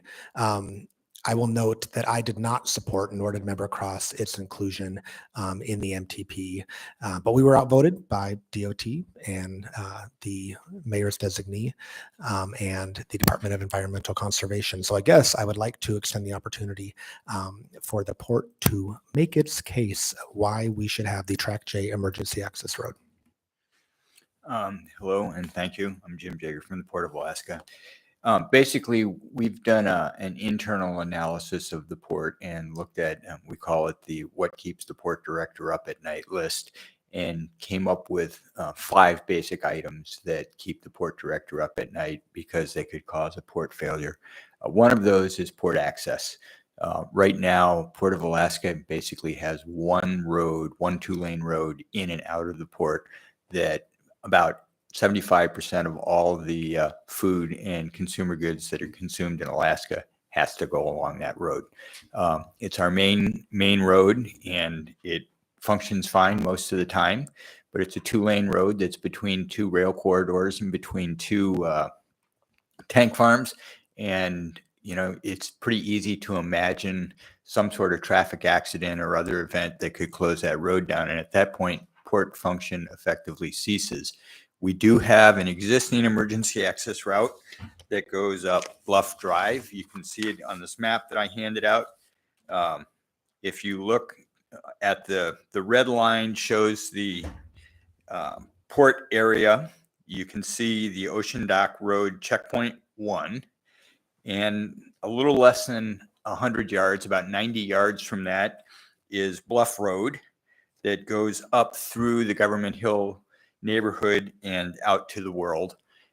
That's our emergency access route, and pretty much anything that's going to close the front gate down is likely to close that emergency access route down. So effectively, we do not have another route to get off of the port if for some reason something closes the road down. We identified this problem a number of years ago, and what we started looking at was an access route. You can see the green proposed Track J emergency access route that goes up I'll call it the Government Hill hillside, that's Track J, and enters onto Bluff Drive just before the intersection. So it actually will interact with a lot less of the Government Hill neighborhood than the current access road, and would exit the port that direction.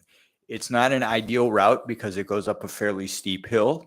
If you're driving a 30-ton truck up a road that's snow covered, you would rather have a relatively flat road. So it's not a road we intend to use as our main route or even as a general access route. It's an emergency access route. So basically what our proposal is to build a secondary access route that goes up on port property, up the hillside, basically to the core of the intersection that will go out the AC corridor. Okay, we've got some questions for you, Member Zolotel. Absolutely. Okay, I want to start with basics. Do you have criteria in which the emergency access route would be activated? And if so, could those be shared with us? I think that we have not written a set of criteria other than that the main gate can't be used for some reason. Okay. And the most likely thing would be some sort of road incident or tank farm incident or rail incident that closed that corridor. Okay, I think that would be really good to kind of start getting those parameters down in writing so we know what we're talking about. That it's not for convenience, it's not for other things, and there's only certain times operationally it would be activated. And also kind of what notification would be given that you're activating the alternate route.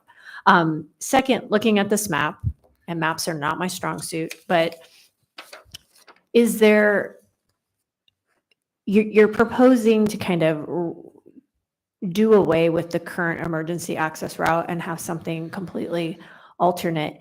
Is there no other point to access the existing emergency route that is more on the alignment with where you're proposing to start the proposed Track J emergency route instead of laying a whole new road, right? Is there another kind of intersection point you could use? I have no idea. No, there really is not because of the location of existing tank farms and rail infrastructure. So so I see the tank farm, but then I see a lot of trees, right? I see this big open space. And that's a fairly steep bluff. Steep bluff. Okay. Yeah, I can't tell all that from this map. Okay. And then I guess, is there any kind of general port security standard or access standards we could be using to think about having 2 points of access for the port, right? We've been living with kind of one and this emergency route as it exists, and it's been sufficient but not ideal. And so if there's been some change in circumstance or something that is prompting the change, just keeping Steve up at night, I'm sorry, isn't enough. And so I'm really looking for external standards that we are trying to raise our operations to, so that we can be standardized, particularly as we are in the middle of a big port modernization program. So any of that kind of information you could send my way would be really helpful. Thank you. Okay. I can say that we do operate like this. As recently as last Sunday, we actually had to, or no, I'm sorry, it was last Monday on Martin Luther King Day. We actually had to close that one lane of the road because we had a truck breakdown at the checkpoint. Fortunately, it was a low traffic day because of the holiday, and we had security officers stationed to basically direct traffic both directions in one lane. It was a problem on a Monday. On a Tuesday ship day, when we have 1,200 inbound containers, 1,200 outbound containers, it would have been serious congestion. Member Constant, and then we'll go to Member Cross. Yeah, I think that's actually a really good example. So on a random Monday, it could be that, or Tuesday, the plan is, instead of figuring out a way to move a truck that's broken down, to take, how many ships or trucks come through the port a day when it's a holiday? On a holiday? No, haul day. Oh, on a haul day? Load in, yeah. Typically, we'll have 2 container ships. Each ship will have about 600 containers. Right, so about 1,200 trucks. Actually, about 2,400 trucks because you have inbound and outbound. So on a given Tuesday, because a truck broke down in the line, we're going to have 2,400 trucks go literally between a neighborhood and its school. That's the plan. And I know that the plan already exists to do that. But I think that the question Ms. Alto raised about what constitutes an emergency is really an important factor to understand. The term convenience, necessity and convenience always tends to figure out a way to come up. And I think that there's no argument that a road for convenience is an acceptable reality that the neighbors would have to face. 2,400 trucks twice a week blasting next to their house within feet. Right? Just feet of their house, that road. But that's not really the big concern because I've coexisted with the port emergency existing access route for 8 years now. The port neighbors have a long time. It doesn't get used really. It's not, it's limited.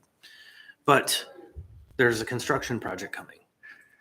And so, and this is important for DOT to be in the conversation as well as the railroad. I don't know if there's anyone here from the railroad, but the reality is there's no way we can, for convenience over the course of a construction project that may take 2 years to realign the entrance of the port, to run 2,400 trucks twice a day right next to residential neighborhoods between kids and their school. And so I keep getting mixed messages where the mixed message is it's only for emergency, but then plans keep going and a more detailed process continues where the argument I keep hearing is no, really, for 2 years, we're going to have access to the port through that road. And so I am here to let you know that I'm going to need assurances that that's not the plan, that there are comprehensive plans coming forward that address the mechanics of moving 2,400 trucks a day, twice a week, through the construction project that doesn't just default to creating that nightmare for those people. We just can't do that. And then there is some question about the money that the project will need. The item was added to the tip. I think it was the tip, MTP, for $5 million. But I also hear that there is already a congressionally designated expenditure, $5 million for this project. And so I am trying to understand why we're stripping money from other projects to do this when we already have money. And it just lends itself to a feeling as a policymaker that the full story isn't being told, that there is some sleight of hand happening here. And the people who will pay, I could tell you their names, not all of Anchorage who's going to get their goods shipped to them to their store 2 days a week, but it's those people. So I'm trying to figure out what the truth is in all of this. I guess I would make two comments. First of all, with regard to emergency use of the road, on Monday when we had the truck breakdown, it was a broken axle at the gate. We could have switched and used the existing Bluff Drive road. Because of the circumstances, we decided not to do that. And instead, we kept using the main road with security guard traffic control. And I would imagine we would use the exact same policy with the new gate. I can't see how that operation would change. What this emergency access road does is it makes it possible for us to maintain commerce and the flow of goods in the event of a full road closure on a ship day. It's not something we would use lightly, but it would be something that would be available. As far as the funding for this road, oh, go ahead. With that first part, since it's the funding is one part and the road is another. I'm actually going to pause this before we move on because we're just about out of extend time. Yeah. So, 15 minutes. okay. Any opposition to extending We need for a second. 15 minutes? Okay. And I do want to leave a little bit of time for public testimony if there is, or audience participation rather, if there's anybody from the public. So we'll keep that in mind too. Go ahead. Yeah, but so the two packets, one is the road use for emergencies and the second is the money, but the road use for emergencies, I want to hear a little bit about your thinking about the road use during the construction project as well, because that's where the necessity and convenience piece, what are you thinking? What is the state thinking? What is the railroad thinking? And I sure hope they're not thinking 2,400 trucks a day, twice a week between kids in their school. And I'm going to have to respectfully say, I don't know what the planners of that project are thinking. I have not been involved in any discussions regarding that project other than, sounds like you, vaguely understanding that there's going to be a realignment of road and rail through the main access gate area. I do understand that they intend to close the road. I've heard 3 months as opposed to 2 years. I don't know what the answer to that is.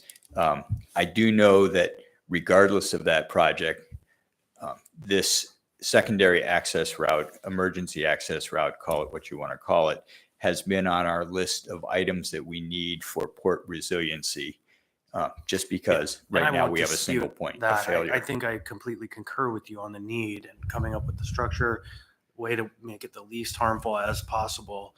And as I started, we have peacefully coexisted for a long time. It's not been an issue. And so, it's more so drilling into that, what might be if it were 90 days, 3 months, 24 days. Yeah. A nightmare. I think I could sell that, but anything more than that, think about it. What would you do if a highway suddenly cropped up right next to your house? I think you're exactly right, and I don't disagree with you. I will point out that the way the emergency access road is proposed to connect with the road system, it will actually reduce the interaction with the neighborhood. When you look at this map, it's sort I of grasp that coming up the hill. I know exactly the geography, but it doesn't actually change the functional dilemma, which is it cuts off half the neighborhood from their school by 18-wheelers moving freight. And, and just getting in and out of the neighborhood, it's a very narrow road, especially in the winter. A 4-lane road is 1.5 lanes going down that hill until you get to the bridge. God forbid the bridge goes down. And so I get all of that. It's really, how do we narrow the aperture of the impacts on the people who live there when whatever happens, God knows, is going to happen. And so we have to figure that out. And earlier is better because it takes a long time to communicate to folks and get them prepared for that reality. We would have to have new bus route alignments even. The buses would have to run differently because the buses would come in conflict with 18-wheelers running through neighborhoods, just the ramification. So I probably said enough. No, and I agree. And I get the one thing I'll add is, again, with the reduction of interaction with the neighborhood, for instance, getting from the neighborhood to the, I don't know if you want to call it proposed, the dog park area. Right now, if that emergency access road is used, you're going to have that major route separating your new park from the neighborhood. With the new route, or with the proposed access route, that conflict goes away. It's like 4 houses or 5 houses, the difference, but it's still the migration route of all the neighborhood kids. Yeah, interesting. Member Cross. Yeah, it's too bad we can't get more cooperation from J-Bear to allow some access through there, considering, they're part of our community, and understanding that if it's for the purposes of an emergency route, it's an emergency. And so, but that's for other, and I totally get why we don't, the concerns with this. When I was about 14 years old, I was riding my bike to the cars on Huffman here before the roundabout went in, and a truck with a double trailer went around the corner, and we watched a little 9-year-old kid on a bike get sucked under the wheels because it cut close, and it was a stop sign. So when you see a small child get sucked into the wheels of a semi running doubles because he can't see, and it's a tight corner, and you look at that intersection, it's a school, it's a residential, we're talking 2,400 trucks a day, I have serious concerns. But the other thing is that, we were told at our last AMATS meeting that if this didn't go, regardless of what happened to MTP, if we didn't get the $5 million thrown on there for the TIP projects or put in there so it could get funded, it wasn't going to happen, and it was detrimental. A week later, I sat in Alden Thurn's office with a budget from the port that specifically says fourth quarter of 2023, $5 million of Senator Murkowski Award and SAP for Track J improvements. So I don't know how in one case I've got in a budget on an item, we have money for fourth quarter from him, but at the same time, we don't have money. We can't get it funded unless we get it on the tip. And therefore, Anchorage is going to have to do without traffic calming measures, bike trail improvements, and intersection for something specifically benefits the port. It seems to me like it's a port project. It should have been rolled into the port project budget, and taking away from things that are helping with traffic around schools and neighborhoods and stuff for a road that only benefits the port only when there's an emergency seems contradictory to that funding source. So thank you.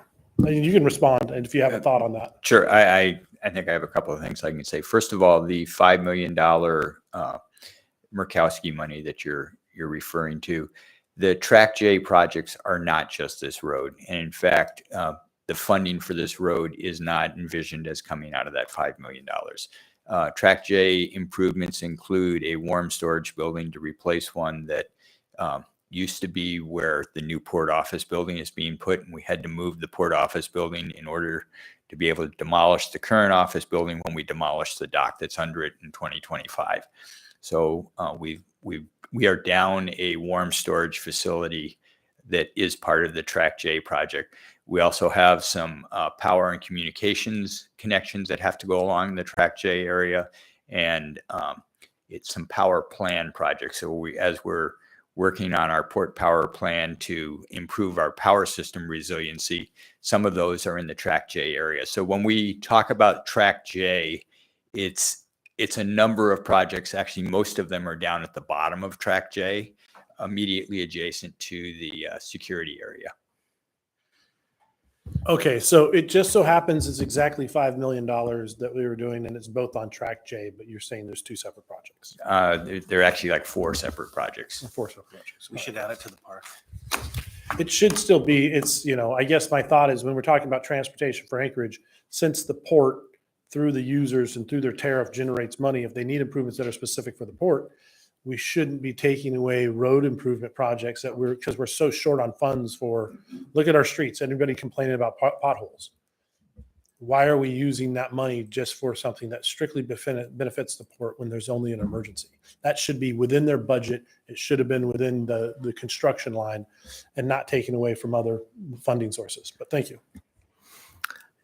So there's nobody else in the queue currently, so I will go next. And I'll just say I was similarly very displeased about the process of having that vote go through in the policy committee and then finding out afterward about that congressionally directed spending of $5 million and feeling like there was a bait and switch that happened there. And I'm concerned about the intent of that congressionally directed funding, whether or not it is being met. And so I am planning, just so everybody knows, on reaching out to Senator Murkowski's office and saying, what was this $5 million for? Was it for the PAMP? Was it for, it could be used for the Track J road adjacent to the port? Because I really think it's important if we are, trying to lobby our state legislature or our federal delegation for funding for the port, that it is used for its appropriate purposes. So I'll just say that as a comment, not really a question. I also want to make sure that we're framing this correctly, because my understanding is that the proposed Track J emergency access road does not do away with the existing emergency route. It's just redundant to the existing emergency route. So I don't know if it's honest to say, oh, well, then now we won't have to do, this stuff close to the neighborhood. I think really what we're saying is we're going to have 2 emergency routes. And from the situation that you described for us, it sounds like we already have one. And you had a little incident on Monday and you still didn't even have to use it. So do we truly need a redundant emergency route that's going to potentially have impacts on a neighborhood? So that's a lot of stuff that I'm thinking about. I guess I would turn that over to you, Jim, for any comment or response. Thank you. I would say that Monday demonstrated the need for an emergency access route. We got lucky in that it was on a low traffic day. If that had happened on a high traffic day, it would have been a significant problem. In terms of would we have 2 emergency access routes? I suppose you could say we would. However, the existing emergency access route does not have a security gate. It would not be a used route. It would more be an access route that would probably be used for port maintenance, power system work, because Chugach Electric has a power substation on that road. It's not something that we would come in and build if it wasn't already there, but since it's an asset that's already there, we're not going to tear it down. I don't envision it being used much after this new access road is built. Okay, so I think that adds on to the questions about under what set of conditions then would you use the proposed Track J access? Under what set of conditions would you then potentially also use the existing emergency route? And I think those are big questions. Member Constant. Yeah, I think that I would never argue personally that we don't need a secondary egress from the port. I would never make that argument. It can't be made rationally. And maybe there are alternatives, but the example of a truck with a broken axle is very interesting, because I'm sure there is a tow company in this town that can move any truck that you got on that road. And so if it was a ship day, it wouldn't be that you need to turn on your emergency access. It would be, we need to get a hauling company to haul this thing out of the way of our access. Which is exactly what we did. Yeah, that's like the reality. If you had like a 7-truck pileup and people were dead and you had to investigate, then maybe, God forbid. But the reality is that the circumstance that you used as an example has a simple solution, not an aggressive solution. I think more along the lines of, again, somehow there's an earthquake and a slide. Somehow there is a major fire that destroys the paving and the road is unusable by a big truck. Some terrorist incident. Who knows? Again, I don't want any of these things to happen, but I think of extreme incidents not for necessity and convenience. I agree with you completely, and I think that's exactly how the road would be used. We do not have a written set of criteria. I think it's a fair point that we should develop a written set of criteria for when the road would be used. But as you know, our operating practice has been to not use the emergency access route unless it is a true emergency. Yeah, so I would just add, I think, a written criteria for both roads then. And Member Brawley. Yeah, just briefly. Okay. Thanks. Just briefly, this is tangential, but on the subject of the earmark, I happened to notice in our lobbyist report from Blank Rome, they provided a detailed update, and they did note that that the congressionally directed spending for FY24 that we're currently in is still in limbo because it depends on what happens with the federal budget. So just to note, TBD whether or not that 5 million materializes. I'm not going to wade into the rest of it, but just to note that that's also under consideration. Thanks. And the 5 million that from last year's money, as I said, that money is not going to, I don't want to say it's not going to be used at all to benefit the emergency access road because, for instance, the entry area around the new warm storage building is going to be physically connected to where the new road will run. I don't want to be said, oh, we're not benefiting the road when we're doing that pavement. There may be some pavement overlaps, but in general, those $5 million are not going for this road. They are being used for separate projects that are all in the vicinity of the security building and the security area. It's the new warm storage building. It's some pavement and drainage repairs on existing roads down in that security area. We're going to have to replace and reposition the aging security tent. So that will happen as part of the project of other Track J area projects.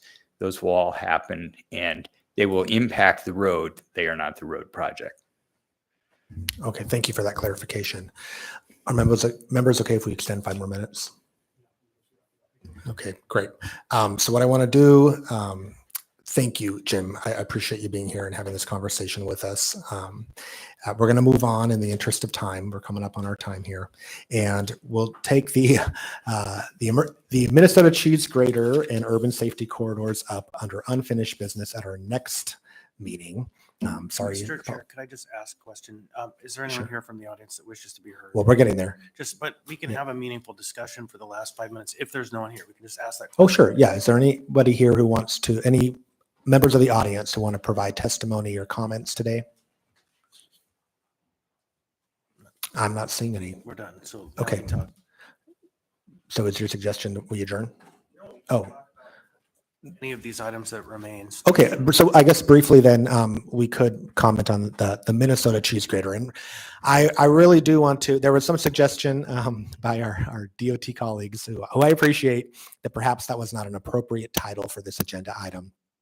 I feel differently, and this was meant in good fun. I will say, how many of us in the room are familiar? Does anybody know what CloudGate is in Chicago? Does anybody know what the Bean is in Chicago? Everybody knows what the Bean is. That's what it's colloquially called. The safety fence on Minnesota, recently installed, has become colloquially referred to as the Minnesota Cheese Grater or a cheese grater. So anyway, want to talk about that briefly. If there's anybody from DOT who is still in the room who wants to come up and be part of the discussion, please feel free. But basically, we added this item to the agenda because there has been some interest in the community and from us as policymakers in essentially, I guess, some dissatisfaction with the project and the process in the project. And so we have here available 2 community council resolutions, one from Turnagain, one from Spenard, and the assembly, some members on the assembly intend to bring forward an assembly resolution on the project as well. I think there's concerns around visibility. There's concerns around how it sort of separates the neighborhood in an effort to provide pedestrian safety, but not necessarily to accommodate pedestrians. So yes, I guess I just want you all to be aware of that. I'm going to turn it over to Member Brawley for a brief comment. Yeah, I'll just briefly add, this is on the border of my district, and it also affects Midtown and the downtown district. So myself and Member Zawatell and Member Voland are working on that resolution. We had intended to bring it for the 23rd, but I think we might need to push it back another meeting. The resolution we're going to pass is essentially asking for a meeting and some collaboration with DOT and the relevant community councils. So Turnagain and Spenard community councils have both passed those resolutions that are available. And so it's really just a policy intent resolution, but just to say that's what we would like to do. And I know Member Zalatel had brought up some information about the Highway Safety Improvement Program and having seen that operate in another area of town and then wanting to understand the difference. So I'll just note too that I've heard from several constituents. Most people do not like that wall or the fence and would like to see it changed. And then the folks who have said they at least can tolerate the fence or support it really are responding to the issue of jaywalking or mid-block crossings, which are legal in the municipality, but do present safety issues. And so would be interested in a future conversation to understand the choice in that particular area, knowing that you can go to the next intersection down or the next section and there is no wall. So, and also recognizing that there aren't that many roads that are two-way with that divider as opposed to a couplet like A and C or these other areas. And so I am concerned though that if this is a problematic intervention that it might be used in other similar roads. And so I just want to put those concerns on the record and just let you know that we are working on that and we will be following up. Great. I'll turn it over to DOT representatives if you'd like to provide comment or input. Sure. Sean Baskey, I'm the head of one of the design sections at the Department of Transportation.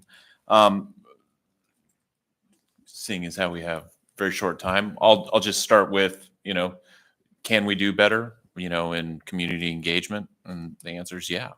With the best intent, we're trying to resolve issues all across the state.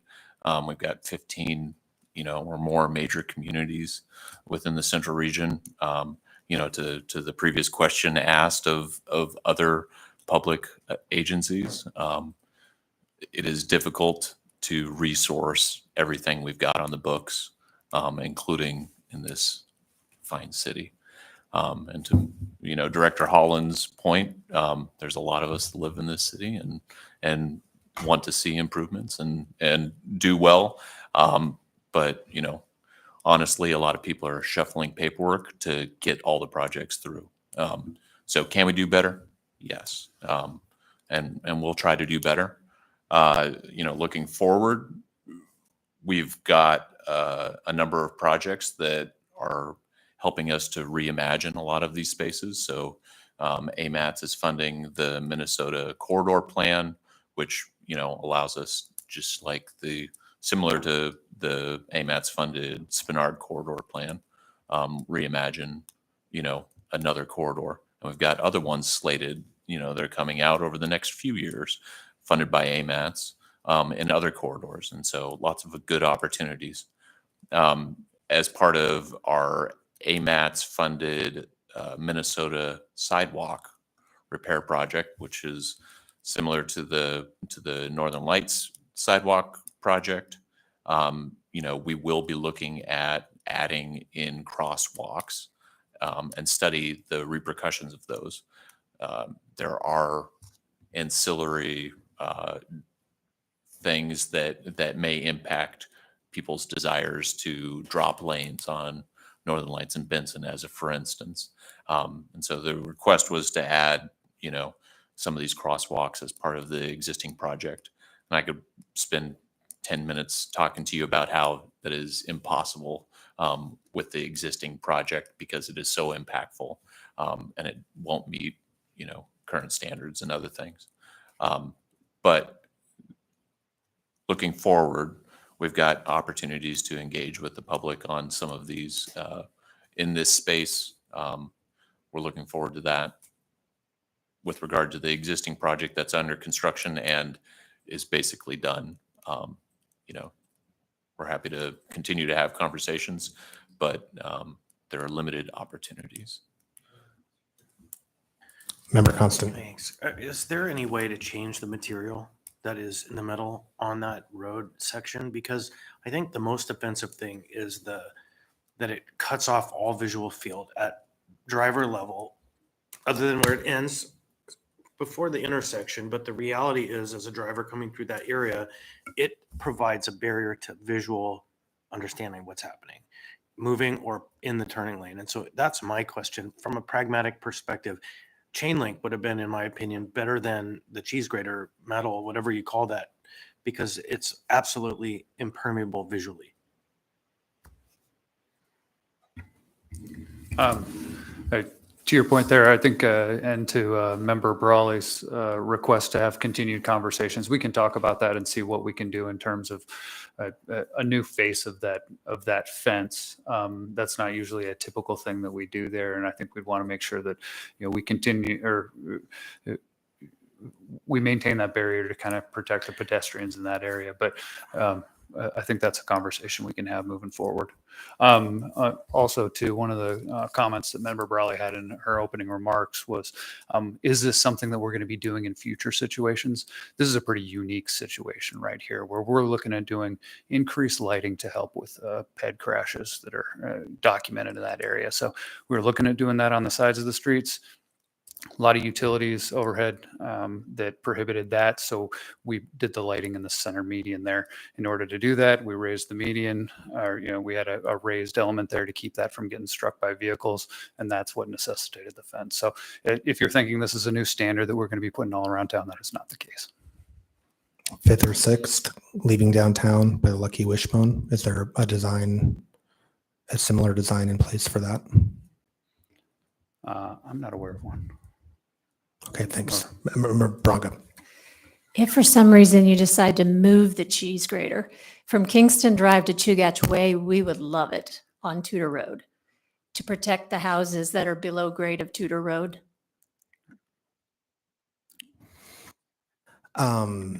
Okay. So yeah, I hope you will take the time to digest the resolutions from the community councils. And one of the things that they ask for is additional crosswalks. And I'll just say, Minnesota, it's so long. No wonder you have people trying to do mid-block crossings. It is so long, unacceptably long, between crosswalks in that, on that road. And so I think there's pedestrian safety. There's, in the name of pedestrian safety, we can obstruct pedestrians and create infrastructure that is hostile to them, or we can create infrastructure that accommodates them and still protects their safety. And I think that is everything that, I'm hoping that's the direction that we're moving in, right? Reuniting neighborhoods, like the effort that DOT is helping spearhead in Fairview, for instance, right? How can we connect a neighborhood and make it more convenient for our vulnerable road users rather than separate neighborhoods? So anyway, I do hope that we can correspond and find a time maybe to meet with the community councils and seek some solutions. Is that something that DOT would be amenable to? Yes. Absolutely. Awesome. Thank you guys for being here. I appreciate it. I don't see anybody else lined up in the queue. Thank you for letting us go a little bit over time and for all the participation. And again, a very ambitious agenda to get through. Really appreciate DOT being here. Jim from the port, thank you for being here. Thank you, Municipal Traffic Department, for participating, and long range planning as well. We really do appreciate your engagement. With that, we are adjourned.